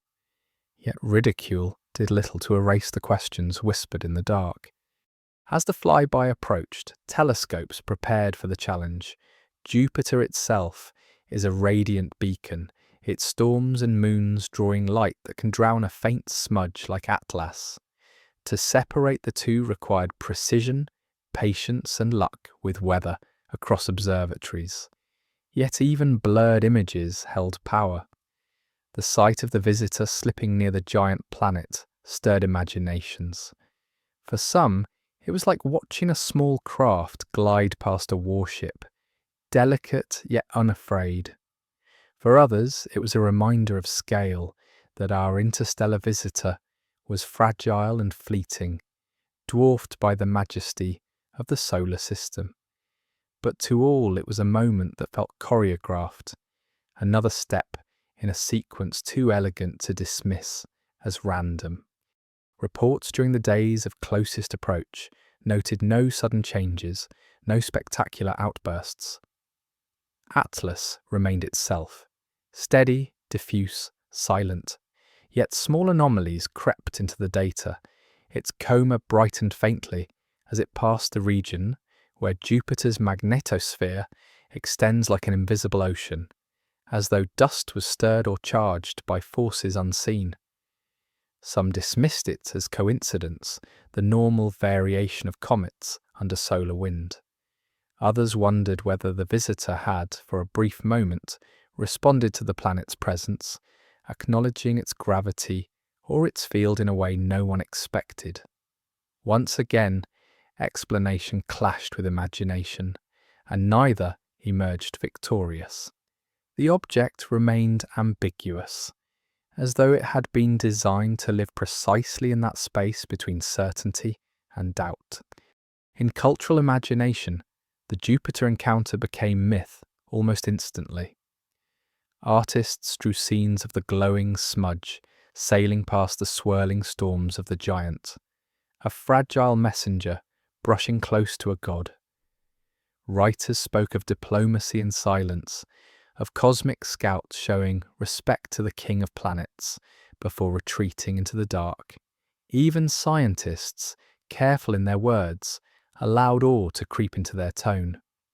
In interviews, they called it rare, remarkable, a once-in-a-lifetime alignment. Behind the technical language was the unspoken truth. None of them had expected to witness 3 interstellar visitors within their careers, let alone one that moved with such uncanny grace. The encounter with Jupiter marked a turning point. Afterward, Atlas would continue outward, toward the frozen boundary where sunlight weakens and comets fade into invisibility. Its time within human sight was drawing short. Each night it grew fainter, more difficult to capture, more reluctant to yield its secrets. Soon it would slip beyond reach, another memory, like ʻOumuamua, another question like Borisov, another story half told. But unlike the others, Atlas carried the weight of ambiguity more heavily, as though ambiguity itself was its essence. It was not a comet fully, nor a probe openly, but a shadow walking the line between them, daring us to confront our need for certainty. In those last bright days near Jupiter, humanity was reminded of its place. Small, fragile, curious, forever reaching, we watched a visitor from beyond the stars move with indifference to our attention. We could not stop it, could not touch it, could not even fully explain it. All we could do was witness, and in witnessing, feel once more the ancient mix of awe and fear that comes when the sky refuses to answer our questions. Perhaps Atlas was only a shard of ice. Perhaps it was a messenger cloaked in dust. Either way, its passage by Jupiter was like the turning of a page, a signal that the story was nearing its end, but not its resolution. The mystery would not be solved here, not now, not easily. Instead, it would slip away, leaving behind silence that demanded we continue to listen. Beyond Jupiter, the light of Atlas began to wane. The giant planet storms dwindled behind it, and the visitor moved into regions of space where sunlight was weaker, where comets fade into obscurity and instruments strain to keep hold of the faintest glimmer. Yet paradoxically, as its body grew dimmer, its presence in human thought grew brighter. It had become less an object and more an idea, a vessel for questions larger than itself. Astronomers adjusted their instruments, stretching exposure times, coaxing every photon from the thin veil of dust still surrounding its core. Each image revealed less detail than the last, and still humanity stared, unwilling to let it slip into silence without squeezing every possibility of revelation from its retreat. It was in these weeks that the debate reached its most fevered pitch. For some, Atlas was now unquestionably a comet. Its activity matched models of volatile ices exhausted by their brush with the sun, its fading brightness entirely consistent with a natural body moving outward. The story was closed, the mystery over, save for the lessons it offered about interstellar debris. But for others, the very neatness of that explanation felt unsatisfying. They pointed again to the improbable trajectory, the perihelion hidden by conjunction, the forward-leaning glow, the refusal to rotate, the ambiguous chemistry. One anomaly might be dismissed, two might be explained away, but taken together, the pattern felt intentional. They argued that perhaps Atlas had played its part and was now withdrawing, its mission complete, its disguise dissolving as it slipped back into the dark between stars. The analogy that spread most widely was of an actor leaving a stage. Earth, Mars, Venus, Jupiter, each had been an audience for its silent passage, and now the curtains were closing. No dramatic finale was required. The silence itself was a kind of ending, one that left more questions than answers. In some sense, this was the most powerful kind of performance, one that lingered in the imagination long after the actor had gone. Whether comet or craft, Atlas had already changed how we look at the heavens, and that change was irreversible. Meanwhile, the cultural impact grew in unexpected directions. Musicians composed symphonies inspired by its passage, blending cosmic themes with the quiet ambiguity of its presence. Writers published novels, imagining civilizations that sent such visitors as probes, guardians, or even seeds of future contact. Visual artists created installations of drifting lights suspended in darkness, representing the way Atlas had threaded silently through our system. In classrooms, children wrote essays about what they would ask if the comet could speak. It had become more than a discovery.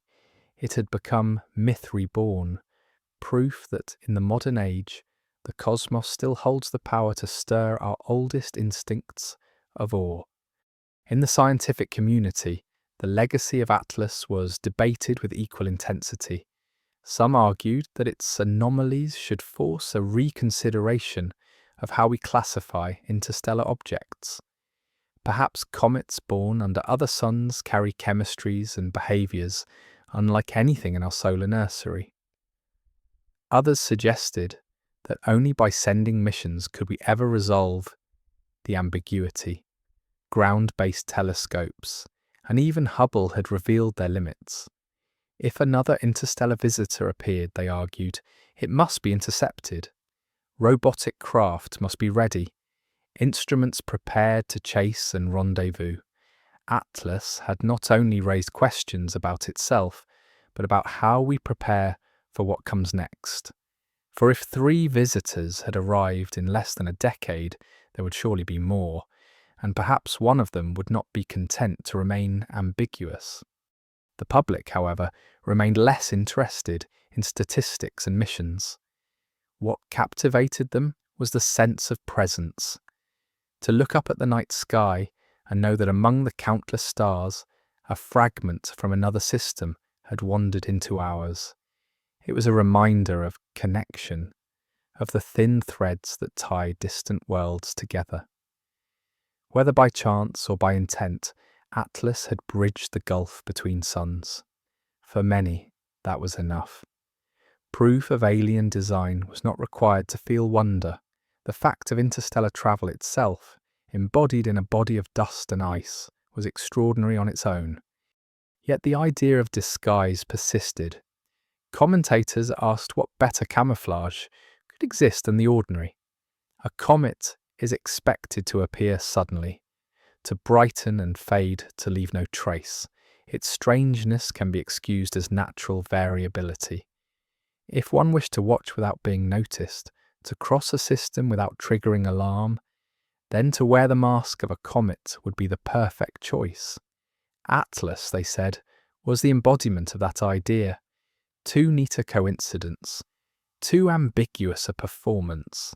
In the absence of proof, the argument remained unresolved.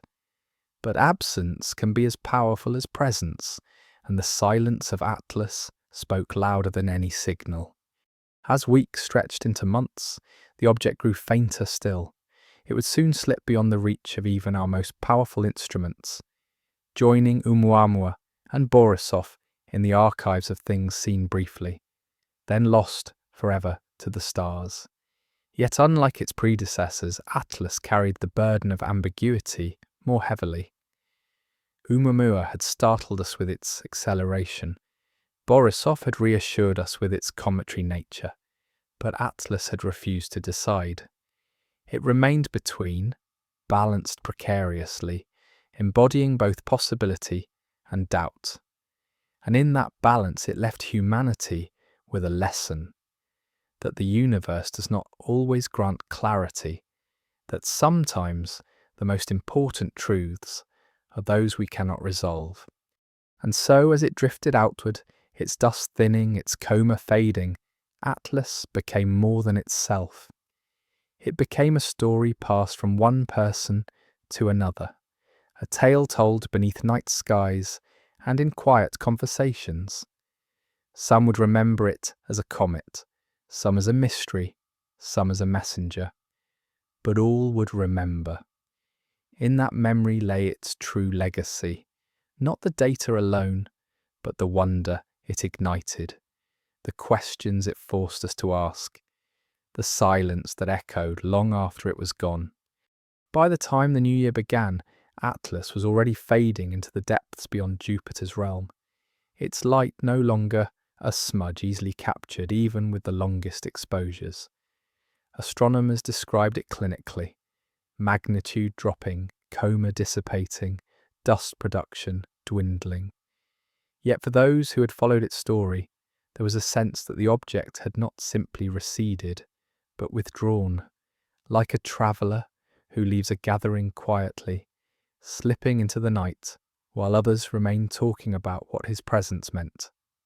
We could no longer see it clearly, but its absence pressed against the imagination as forcefully as its presence once had. The universe, it seemed, had given us a question, and then taken it away before we could answer. In the halls of observatories and universities, the debates lingered. Was Atlas only another comet, its mysteries nothing more than quirks of observation? Or had it been something else, something we dared not name too boldly? Papers were written, preprints uploaded, each filled with careful models of dust scattering, of orbital geometry, of sublimation dynamics. Each sought to frame the anomalies within the bounds of the natural, to tether imagination back to physics. Yet beneath the equations ran a current of unease. Too many assumptions had been stacked, too many coincidences excused. The models worked, but they felt fragile, as though they might collapse with the next anomaly. Some scientists admitted privately that they were unsatisfied, that even if the cometary explanation was technically sound, it failed to capture the strangeness of what they had witnessed. Among the public, the withdrawal of Atlas from sight was interpreted not as an ending, but as a gesture. It came, it watched, it left. People wrote in forums and blogs, their words echoing ancient myths of wandering messengers. For many, the story had already crystallized. Atlas was a scout, a probe cloaked in dust, a fragment of intelligence drifting through the cosmos. Whether true or not, the narrative had taken root, and narratives have a way of surviving even when data fade. The visitor had become part of human folklore, woven into the same tapestry that once held comets of doom, falling stars, and celestial omens. The only difference was the vocabulary. Where once people spoke of gods and fate, now they spoke of civilizations beyond our sun. Artists and writers kept the story alive. A filmmaker announced a documentary that would blend fact and speculation, presenting Atlas as both comet and construct, leaving audiences to decide which truth to believe. A poet wrote verses describing it as a lantern veiled in dust, whispering across the silence of worlds. Musicians composed soundscapes meant to evoke its passage, long droning tones that faded into quiet, punctuated by sudden bursts of brightness. The cultural resonance grew even as the object itself grew dimmer, proof that sometimes the significance of a thing lies not in what it is, but in what it awakens. Meanwhile, plans began to form among space agencies. Atlas had escaped direct study, but what of the next interstellar visitor? ʻOumuamua had been missed, Borisov barely studied, Atlas tracked but never touched. To let another slip past would be unacceptable. Concepts were revived for rapid response missions, spacecraft kept ready to launch on short notice, designed to chase down the next object from beyond. Engineers argued over propulsion systems, astronomers debated detection strategies, politicians questioned funding, but the seed had been planted. Atlas, in refusing to reveal itself, had forced humanity to prepare more seriously for the future. Whether comet or craft, it had reminded us that the galaxy is not empty, that fragments and perhaps more will cross our path again. We must be ready, not only to watch, but to meet them. And still, the silence persisted. Radio telescopes heard nothing. Probes in orbit saw nothing unusual. The sky gave no further signs. The visitor had come and gone, leaving us to wonder whether we had glimpsed randomness or intention. Some compared it to a test, like an examination given to a student unprepared. The universe had offered a riddle and watched to see how we responded. Would we dismiss it, explain it away, or would we dare to imagine more?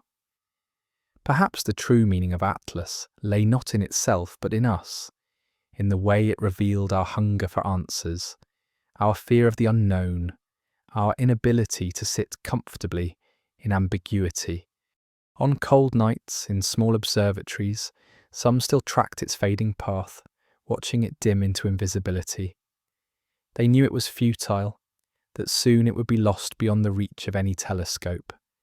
But the act mattered. To keep looking was to keep faith with wonder, to refuse to let the story end too soon. For those few, Atlas was not gone. It was simply ahead of us, continuing its journey while we stayed behind, bound to our sun, unable to follow. They spoke quietly of how one day, perhaps, we would not only watch such visitors, but chase them, meet them, learn from them. Until then, all we had was silence and memory. And in that silence, the legacy of Atlas settled. It had not spoken, had not signalled, had not revealed, but it had ignited imagination, stirred debate, united a planet in wonder, if only for a moment. It had shown us our limits and our possibilities, our skepticism and our belief. In that way, it was more than a comet, more than a probe, more than an interstellar object. It was a mirror held up by the universe itself, showing us who we are when confronted with the unknown. And in that reflection, perhaps, lay the first step toward the contact we have always longed for. As Atlas slipped further into the outer dark, its trail became more a ghost than a body, a faint whisper recorded by instruments pushed to their limits. By late winter, only the largest telescopes could still detect it, and even then only through long exposures where its presence was little more than a smear against the noise of the cosmos. To most, it was gone, and yet its absence carried weight, pressing on the imagination like a phantom limb. The story did not fade with the light. Instead, it grew sharper in memory, as though the very act of vanishing had transformed the object into something more enduring than stone or ice. We had glimpsed it, wondered at it, and then lost it, and in that cycle it became legend. Conversations about Atlas began to take on the tone of myth-making. Scientists who had spent months poring over its data now spoke of it almost wistfully. Their language softened from the precision of equations to the poetry of recollection. They described its trajectory as graceful, its silence as haunting, its departure as inevitable. For once, the line between science and story blurred not through exaggeration, but through necessity. The object had left us with nothing else but memory and interpretation. And interpretation, as always, filled the void with meaning. Some called it a lesson in humility, a reminder that we are small players on a stage larger than we can imagine. Others called it a test, a probe, a messenger that had revealed only as much as we were ready to see. Both views lived side by side, neither disproven, neither confirmed. The public too transformed Atlas into story. Forums, blogs, podcasts spoke of it in tones that mixed awe and melancholy. People remembered where they were the night they first heard of it, or the evening they saw its faint glow through a backyard telescope. Some described it as the moment they felt most connected to the universe, as if the cold emptiness above had suddenly reached down and brushed against them.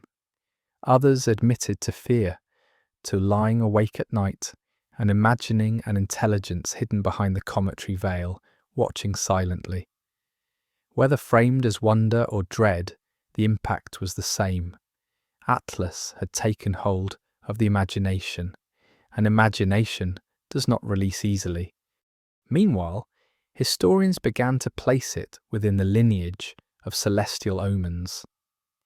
Just as Halley's Comet had been woven into medieval chronicles, tied to battles and the rise and fall of kings, so too was Atlas being written into the chronicles of our age.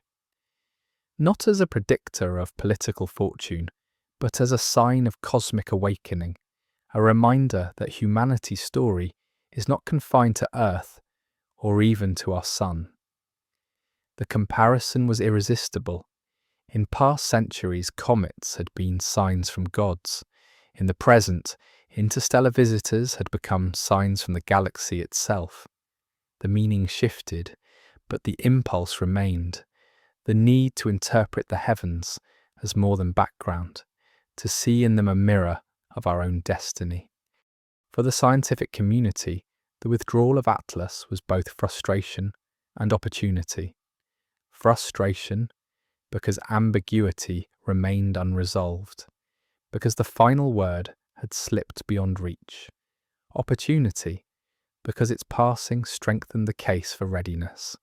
If another interstellar visitor appeared, and now it seemed certain more would, humanity must not be caught watching helplessly again. Plans were sketched for fast response missions, probes that could be launched within weeks, interceptors that could fly alongside a visitor and peel back its mask. Agencies debated budgets, engineers drew designs, astronomers lobbied for early warning systems more sensitive than ever before.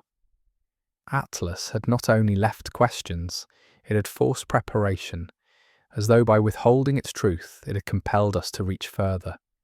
And still the silence echoed. In that silence, myths of alien intent flourished. Some imagined Atlas as a scout, part of a network of disguised probes drifting among stars, each slipping into foreign systems, observing, then departing.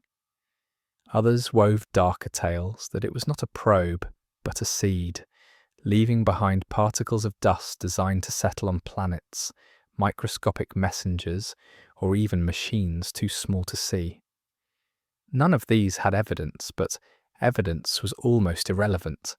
When faced with ambiguity, human minds weave stories, and those stories themselves become truths of a kind, shaping culture, art, and even science. The greatest legacy of Atlas may not have been its dust or trajectory, but the cascade of narratives it unleashed.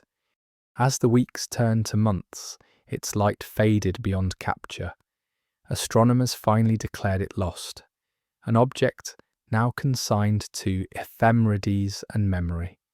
But in another sense, it was not lost at all.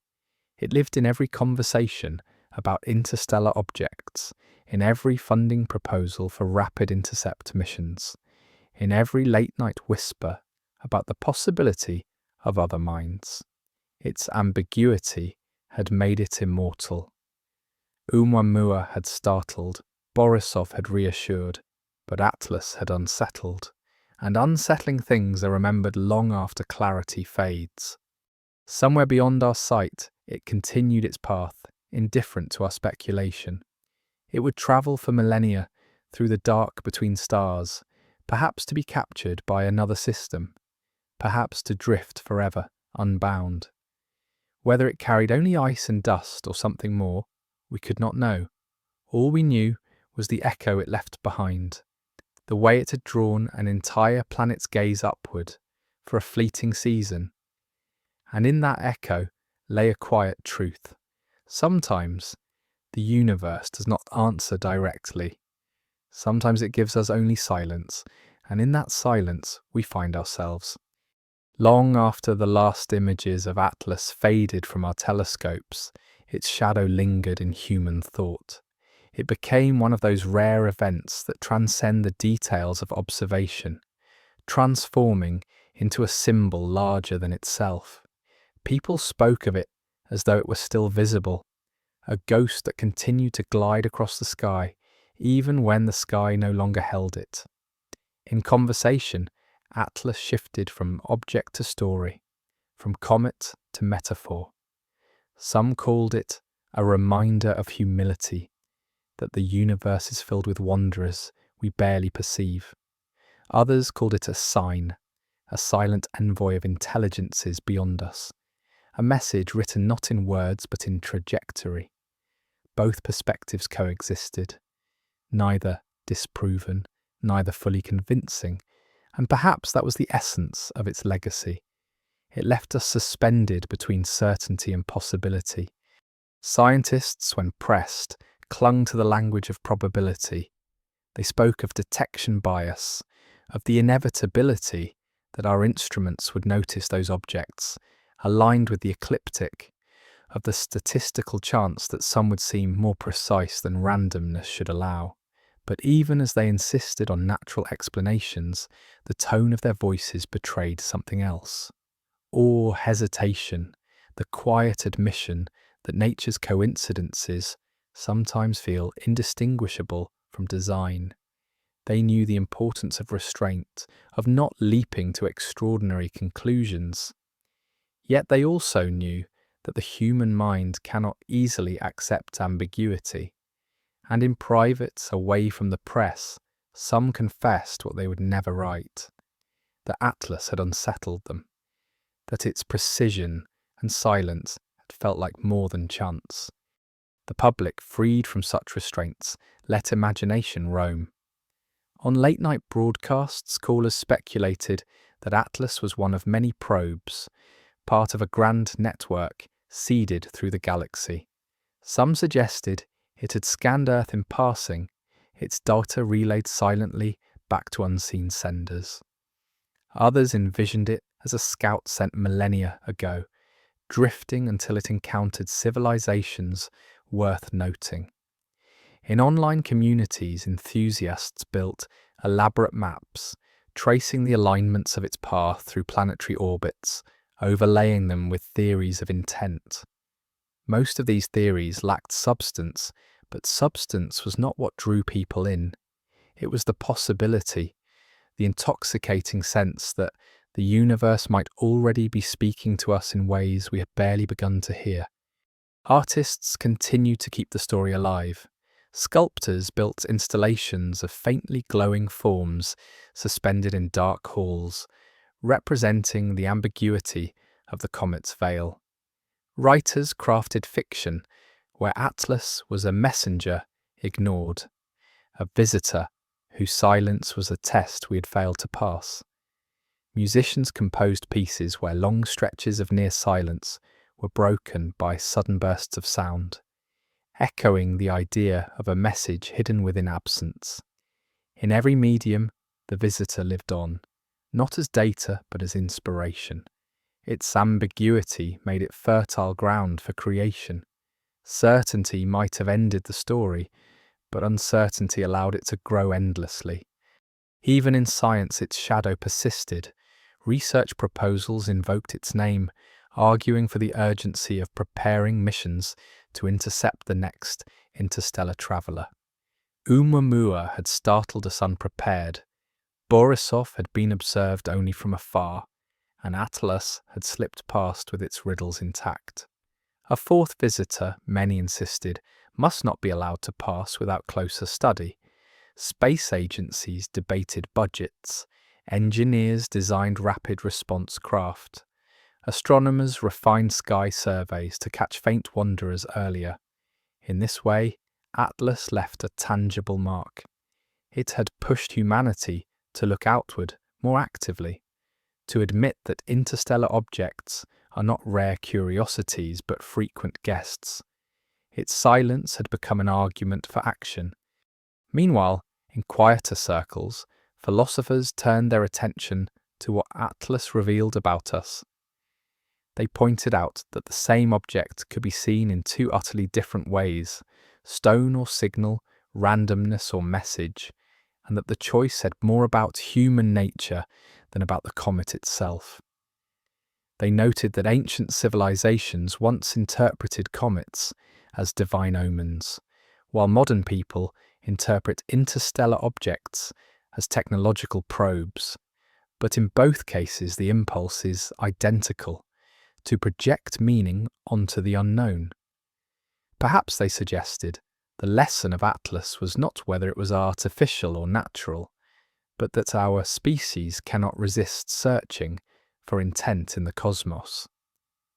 That search is woven into us, a survival instinct turned cosmic, a refusal to accept that the universe is indifferent. Nights passed, seasons changed, and Atlas became invisible even to the most powerful instruments. It was gone, and yet not gone. In every conversation about the possibility of extraterrestrial life, its name surfaced. In every debate about the balance between skepticism and imagination, it served as a touchstone. Like a dream half remembered, it haunted the edges of consciousness. ʻOumuamua had given us mystery, Borisov had given us reassurance, but Atlas had given us ambiguity. An ambiguity, once planted, does not fade. It lingers, demanding to be resolved, even when resolution is impossible. Somewhere beyond our reach, the traveller continued on its silent arc, drifting into the interstellar gulf. It would not return, at least not in any human lifetime. Perhaps in 10,000 years it would pass another star, another world, and there some other beings would watch it with their own mix of awe and suspicion. They too might debate whether it was natural or deliberate, comet or construct, randomness or message. And in that thought lies the deepest resonance of Atlas. That ambiguity is not only ours. Across the galaxy, other minds may look at wanderers like this and ask the same questions. In that shared uncertainty, perhaps, lies a form of connection. Perhaps ambiguity itself is the universal language, a silence that unites rather than divides. By the time Atlas was declared beyond reach, the object itself had become less important than the questions it left behind. Its physical presence was gone, its light no longer separable from background noise. Yet the silence it carried resonated louder than any signal might have. Across the world, scientists closed their observing logs with a sense of unfinished business, while ordinary people kept the story alive in conversations, books, music, and art. It was as though the universe had deliberately written an ellipsis into the sky, forcing us to continue the sentence ourselves. And in that act of continuation, Atlas became more than an interstellar object.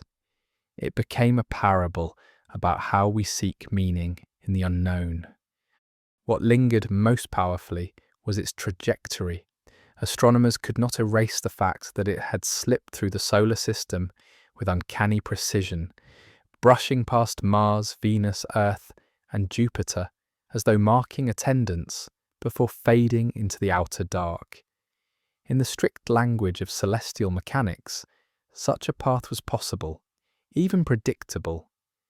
But in the language of wonder, it looked like choreography, too aligned, too elegant, too coincidental.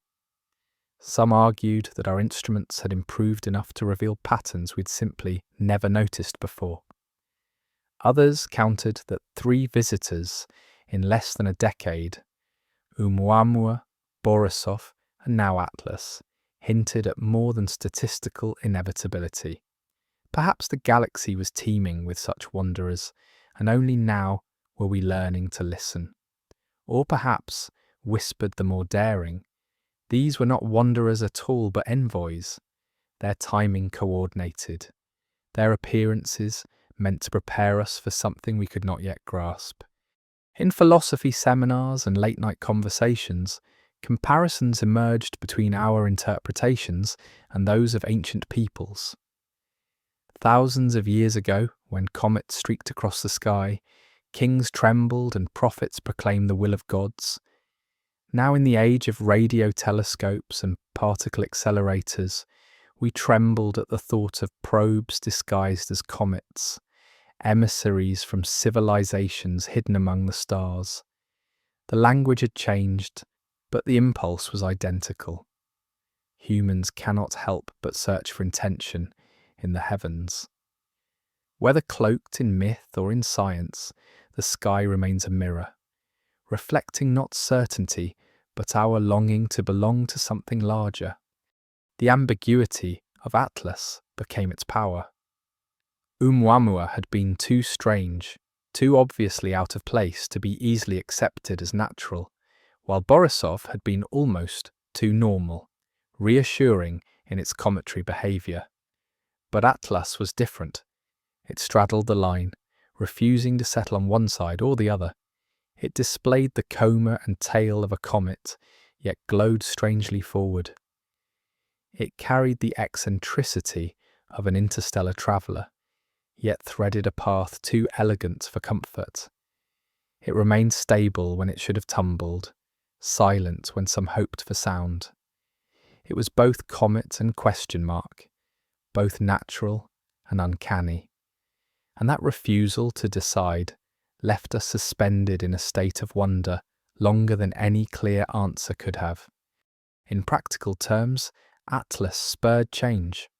Proposals for interstellar interception missions gained momentum, no longer fringe ideas but serious plans discussed in agency boardrooms. The idea of keeping a rapid response spacecraft ready, one that could be launched within months of discovery to chase the next visitor, gained credibility. The European Space Agency floated concepts. NASA updated its priorities. Private space companies whispered about building interceptors. Atlas had proven that ambiguity was not only unsettling, but also motivating. By showing us the limits of our current capabilities, it forced us to imagine what might be possible if we reached further. It became, ironically, a teacher, not by answering questions, but by ensuring we ask them more urgently. Among the public, the story never resolved. People debated online whether Atlas had been a comet, a construct, or something in between. For some, belief hardened into conviction. They were sure it had been artificial, that we had been watched, that the silence was deliberate. For others, the skepticism became equally firm. They insisted that nature itself was enough to explain the strangeness, that to invoke intelligence was to surrender to fantasy. But in the middle ground, where most people lived, the ambiguity was embraced. They did not need certainty. What they wanted was wonder, and Atlas had delivered it in abundance. To look up at the sky and imagine another mind, to entertain the possibility that we are not alone. That was enough. Certainty might never come, but the question itself was a gift. In art, Atlas continued to inspire. Murals appeared on city walls, showing a comet drifting between planets, its tail shaped like an eye. Novels told of civilizations who sent silent probes to watch emerging worlds, waiting for the right moment to make themselves known. Musicians filled concert halls with performances that tried to capture the silence and strangeness of the visitor. Even in casual conversation, the metaphor of Atlas appeared. People spoke of things in their own lives as my Atlas, meaning questions that could never quite be resolved, mysteries that remained alive precisely because they resisted closure.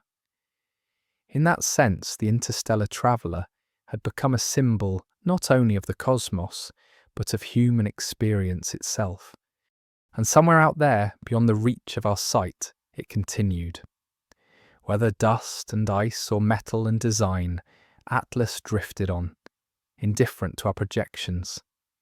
It might wander forever between the stars, or it might pass into another system, where other eyes, alien or otherwise, would watch it and wonder as we had. Perhaps they too would debate whether it was natural or deliberate, whether silence was absence or choice. Perhaps in that shared ambiguity lies a form of connection across the galaxy. We are united not by certainty, but by the questions we ask, by the way we fill silence with story. And in that sense, Atlas had already fulfilled a mission, whether chosen by intelligence or by chance. It had made us look up together and see ourselves reflected in the dark. By early spring, Atlas had disappeared completely from the reach of human eyes, a phantom erased not by destruction, but by distance.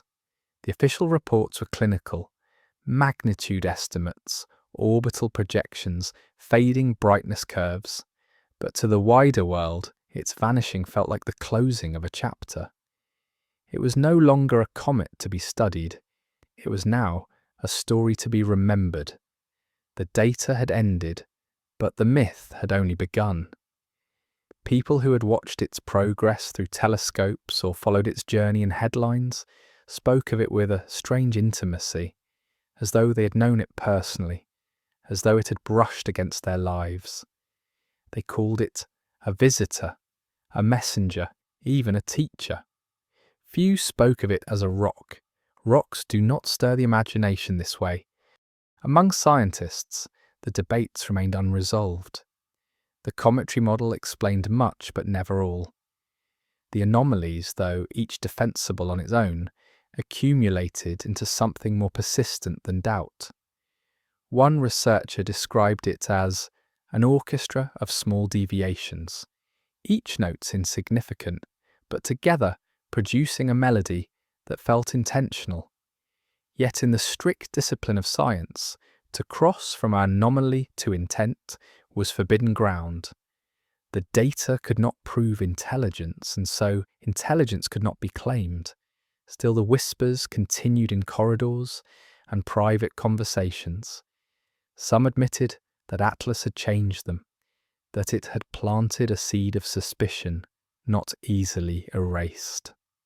Perhaps, they said quietly, we are not alone, and perhaps we have already been observed, not with fanfare or invasion, but with silence disguised as coincidence. For the public, silence did not diminish the sense of presence. In fact, it enhanced it. People spoke of Atlas as though it were still near, an unseen traveller just beyond reach, still moving through the fabric of our solar system. Some even marked its projected position on star charts, pointing out to friends where it would be now, as if the act of imagining could keep it tethered to our awareness. In many cultures, absence is not the end of a story, but the beginning of legend, and Atlas had now entered that realm. It became a modern myth, a cosmic ghost whose silence spoke louder than words. The encounter with Atlas also reshaped the scientific imagination. For decades, the search for extraterrestrial intelligence had focused on listening, radio signals, laser pulses, transmissions across the void. But Atlas forced a reconsideration. What if the signs of intelligence were not in signals but in silence? What if they hid in the ordinary, in objects we dismissed as natural, in comets that threaded improbable paths? Some researchers began to propose new methods of searching, not for messages but for anomalies, objects whose behaviour skirted the edge of probability, whose silence was too eloquent to ignore. It was a radical shift, but Atlas had made it possible, even necessary. In philosophy, too, the visitor became a touchstone. Scholars debated what it meant to project intent onto the heavens.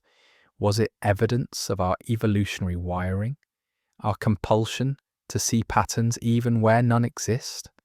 Or was it the beginning of recognition, the first stirrings of contact with something beyond us? The inability to resolve the question was itself a revelation. Perhaps, they argued, ambiguity is the universal condition of first contact, that no civilization reveals itself openly at the beginning, but only through riddles and shadows, forcing the younger species to question, to imagine, to prepare. If so, then Atlas was not failure or disappointment. It was initiation. Culturally, the object's memory blossomed in unexpected places. A theatre troupe staged a play in which Atlas was a character, silent and veiled, moving through the lives of humans who projected their fears and hopes onto it. A painter created canvases where a faint cometary glow threaded through cityscapes, blending the cosmic with the mundane, suggesting that the visitor had never really left but moved invisibly among us. Even in politics, its name surfaced metaphorically. Leaders spoke of our Atlas moment, meaning a challenge shrouded in uncertainty, a test of how humanity responds when answers are withheld. It had become not just an astronomical event, but a cultural symbol, its ambiguity lending itself to every interpretation. And somewhere, beyond the reach of our sight, it continued. Whether it was only a comet or something more, it travelled on, indifferent to the stories spun around it. But in that indifference lay its power. Because it refused to resolve, it allowed us to reveal ourselves, to see how much we crave meaning, how quickly we build myth, how deeply we hunger for connection. Atlas, in its silence, had drawn humanity into a dialogue, not with the stars, but with itself. And perhaps that was the point all along. If it was a probe, its mission may have been to test not our defences, but our imagination. If it was a comet, it accomplished the same task by chance. Either way, the effect was the same. It left us changed. The story of Atlas would not end with its disappearance. It would echo in every future discovery, every new object flagged as interstellar, every whisper of anomaly. Its shadow would fall across all debates of extraterrestrial intelligence, reminding us that the universe does not always speak clearly. Sometimes it speaks in riddles, sometimes it leaves us with silence, and sometimes silence is the loudest answer of all. In the months after Atlas faded from view, its memory continued to ripple outward, like concentric waves from a stone cast into still water. The scientific journals moved on, shifting focus to new discoveries. But outside of academia, the story remained alive. It became a kind of folklore for the modern age, whispered in podcasts, debated on forums, dramatized in films, retold in schools. Children who had stayed up late to glimpse it through backyard telescopes described it to their classmates as if they had seen a ghost, a fleeting visitor that arrived from nowhere and returned to nowhere. For them, Atlas was less a comet than a story of mystery, and stories have a way of outliving their sources. Among scientists, the frustration lingered. The models explained enough to satisfy, but not enough to convince. Some argued that the anomalies were artifacts of observation, that our instruments were not designed to capture interstellar objects with precision. That coincidence is more common than we think when billions of stars fling debris across billions of years. Yet others admitted that Atlas had shaken them. Too many coincidences, too much precision, too much silence. They began to wonder whether the search for extraterrestrial intelligence needed to expand its scope. Perhaps signals in radio and light were not the only ways intelligence might reveal itself. Perhaps silence itself, wrapped in ambiguity, was a message. Perhaps the cosmos speaks most clearly in the language of questions rather than answers. The cultural imagination seized on this thought. Writers began to portray Atlas not as a messenger carrying information, but as a riddle designed to measure us. A civilization capable of crossing stars might not announce itself with greetings or threats, but with ambiguity, to test how we respond when confronted with the unknown. Do we retreat into denial, insisting on natural explanations at all costs? Do we leap to fantasy, surrendering to fear or hope without evidence? Or do we hold ourselves in the tension, neither denying nor surrendering, but allowing the question to transform us? In this telling, Atlas was not failure or disappointment, but initiation, a quiet ritual of cosmic proportions. Religions, too, found resonance in the story. Some faith leaders framed it as a reminder of humility, proof that creation is vaster than we can fathom, that humanity is not at the centre of the narrative. Others wove it into prophecy, speaking of signs in the heavens, omens of transition, symbols of awakening. While scientists resisted such readings, the parallel was impossible to ignore. Just as ancient cultures once saw comets as divine portents, so too did modern culture see in Atlas the possibility of higher intention. The impulse to find meaning in the sky had not vanished with science, it had only changed its vocabulary.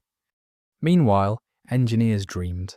Space agencies and private companies alike considered what might have been possible had we been ready. Could a probe have been launched quickly enough to chase Atlas, to fly alongside it, to pierce its coma and reveal its heart? The answer was no, not yet, but the question itself drove planning. Missions were proposed, interceptors imagined, rapid launch platforms designed. The lesson of Atlas was not only scientific but practical. We had been given a fleeting visitor and had been unable to grasp it fully. Next time, we must be prepared. Its ambiguity became a mandate, a reason to stretch further, to be ready when the cosmos offered another question. Even in absence, Atlas stirred unease. Some wondered if its trajectory had been designed not only to pass near planets, but to remind us of our place. Earth, so fragile and small, had been brushed but untouched, noticed perhaps but not engaged. Jupiter, massive and dominant, had been passed as if measured. Was this chance or was it reconnaissance? The thought lingered, not provable, but not dismissible either, and in that lingering lay its power. For ambiguity is a seed, and once planted, it grows in the soil of imagination, spreading roots into culture, science, philosophy alike. And so, as Atlas receded into invisibility, its presence remained vivid. It became the question we could not let go of, the silence we could not stop listening to. Whether comet or construct, it had accomplished something extraordinary. It had made us turn our gaze outward with renewed intensity, made us confront our hunger for connection, made us realize that the universe can still surprise us in ways that shake our certainties.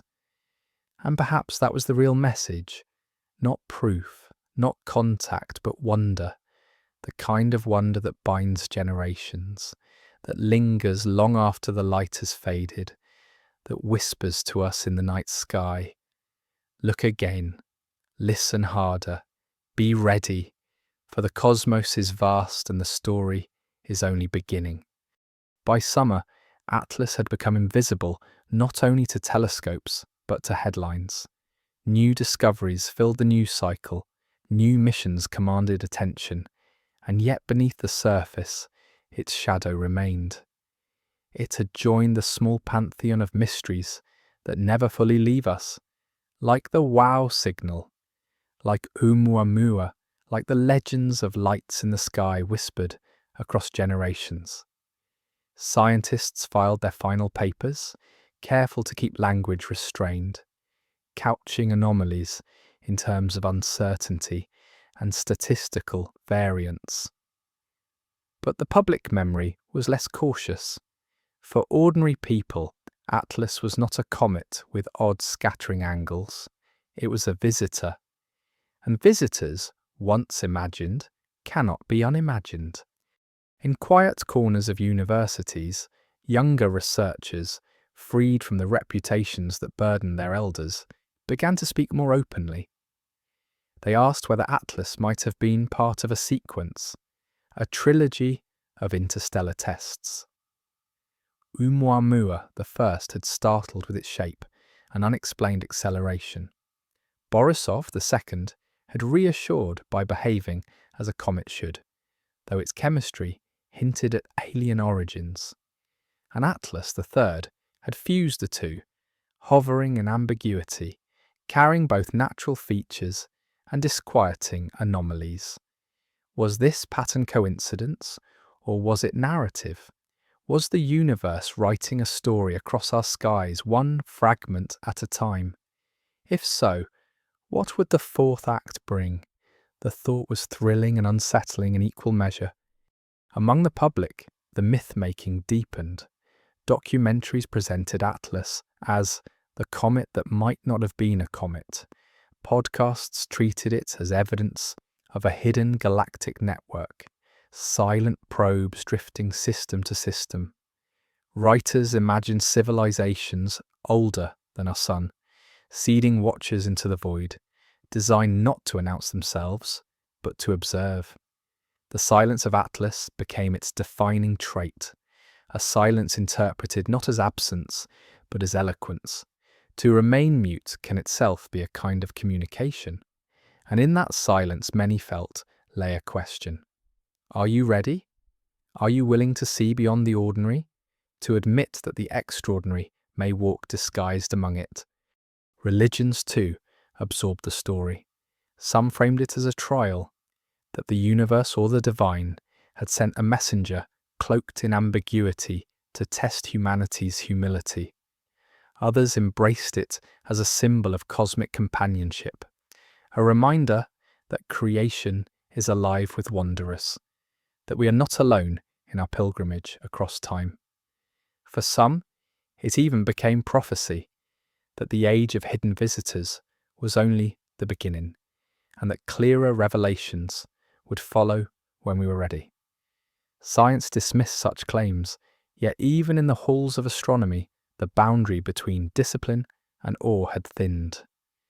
Many astronomers admitted privately that they had never felt the cosmos so alive, so charged with mystery, as during the nights when Atlas glowed faintly against the stars. Meanwhile, the practical legacy solidified. Space agencies pressed forward with plans for rapid intercept missions, craft that could be launched quickly to chase future visitors. The arguments were pragmatic: scientific return, planetary defense, technological advancement, but underlying them was the echo of Atlas.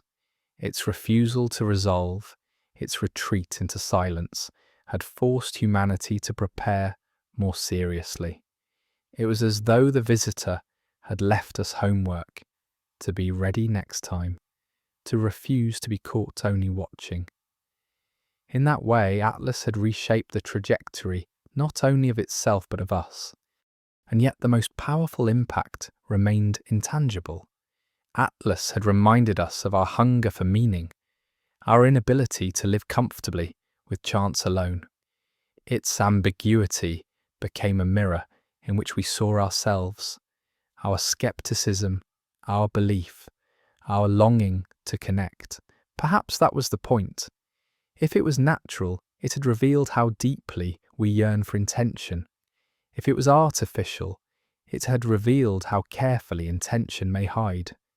Either way, the effect was the same. It had changed us. Even now, somewhere far beyond Jupiter, past Saturn's rings and Neptune's cold winds, Atlas drifts into the deep. Its dust thins, its coma fades, its nucleus grows dark. It is silent, unseen, unmeasured, and yet in human minds it remains luminous, brighter than ever. Because it is no longer only itself. It is every question we ask about the universe, every whisper we imagine in the silence between stars. It is the embodiment of wonder itself, proof that sometimes the greatest gift the cosmos gives us is not answers, but mysteries that endure. And so the story of Atlas comes not to a conclusion, but to a horizon.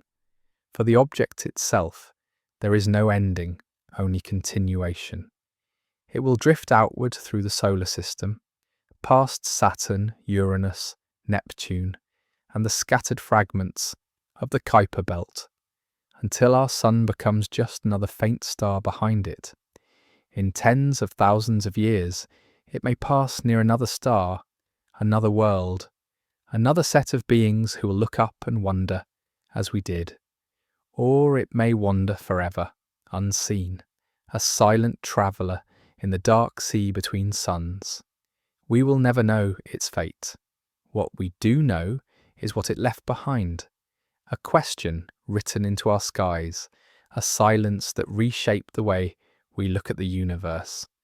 For humanity, the legacy of Atlas is not its dust or orbit, but its ambiguity. It reminded us that certainty is not the only gift the cosmos offers.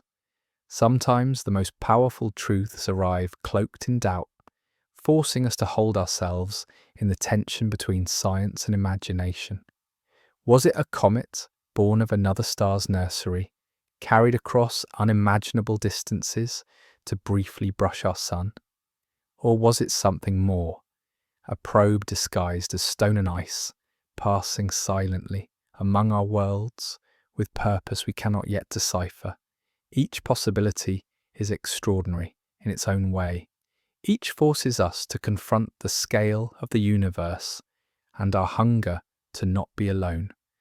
Perhaps the real significance of Atlas is not whether it was natural or artificial, but what it revealed about us. That we are still a species of storytellers, compelled to weave narratives around every flicker in the sky. That we are still restless, unable to accept randomness without searching for meaning. That we are still awake with wonder, even in an age where we have walked on the moon and sent machines beyond the edge of our system. Atlas showed us that mystery has not left us. The universe can still humble us, still ignite our imagination, still remind us that our journey outward has only just begun. In the decades to come, its shadow will fall across every interstellar visitor we discover. When the next object appears, and there will be a next, we will remember Atlas. We will remember the silence, the ambiguity, the refusal to resolve, and we will be more prepared with spacecraft ready to chase, with instruments ready to pierce the veil. But even then, the memory of this visitor will linger, not as disappointment but as myth, because myths are not meant to resolve, they are meant to shape how we see the world, and Atlas has already become myth.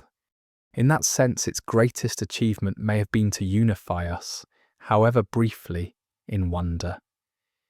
For a few seasons, billions of us looked upward together, following the faint light of something not born beneath our sun.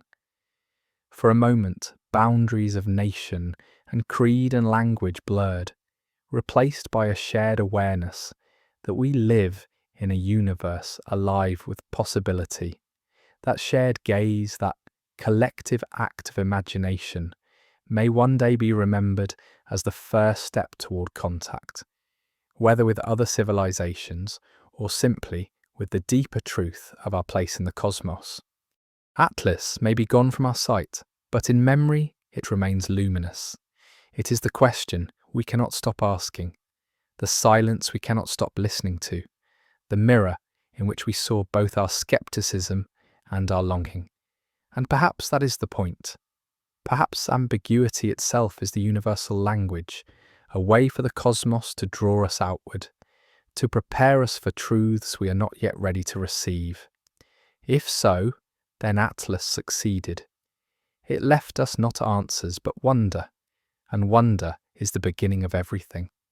So tonight, as you look up at the stars, remember that somewhere out there, beyond the edge of our sight, a small traveller still drifts in silence. It may be only ice and dust, it may be more, but either way, it has already changed us. It has already written itself into our story, and perhaps in the quiet between stars, that was always its mission. This has been the journey of Atlas, told not as certainty but as possibility, as a reminder that we are part of a universe far larger and more mysterious than we can comprehend. If you found yourself wondering along with me, if you felt that quiet pull of the unknown, I invite you to stay with us here, under these same skies. This is Arcane Skies. If you'd like, subscribe for more stories woven from silence and starlight, and leave a comment telling us where you are and what time of night or morning you're listening. Because in the end, we are all watching the same heavens, waiting together for the next question to arrive.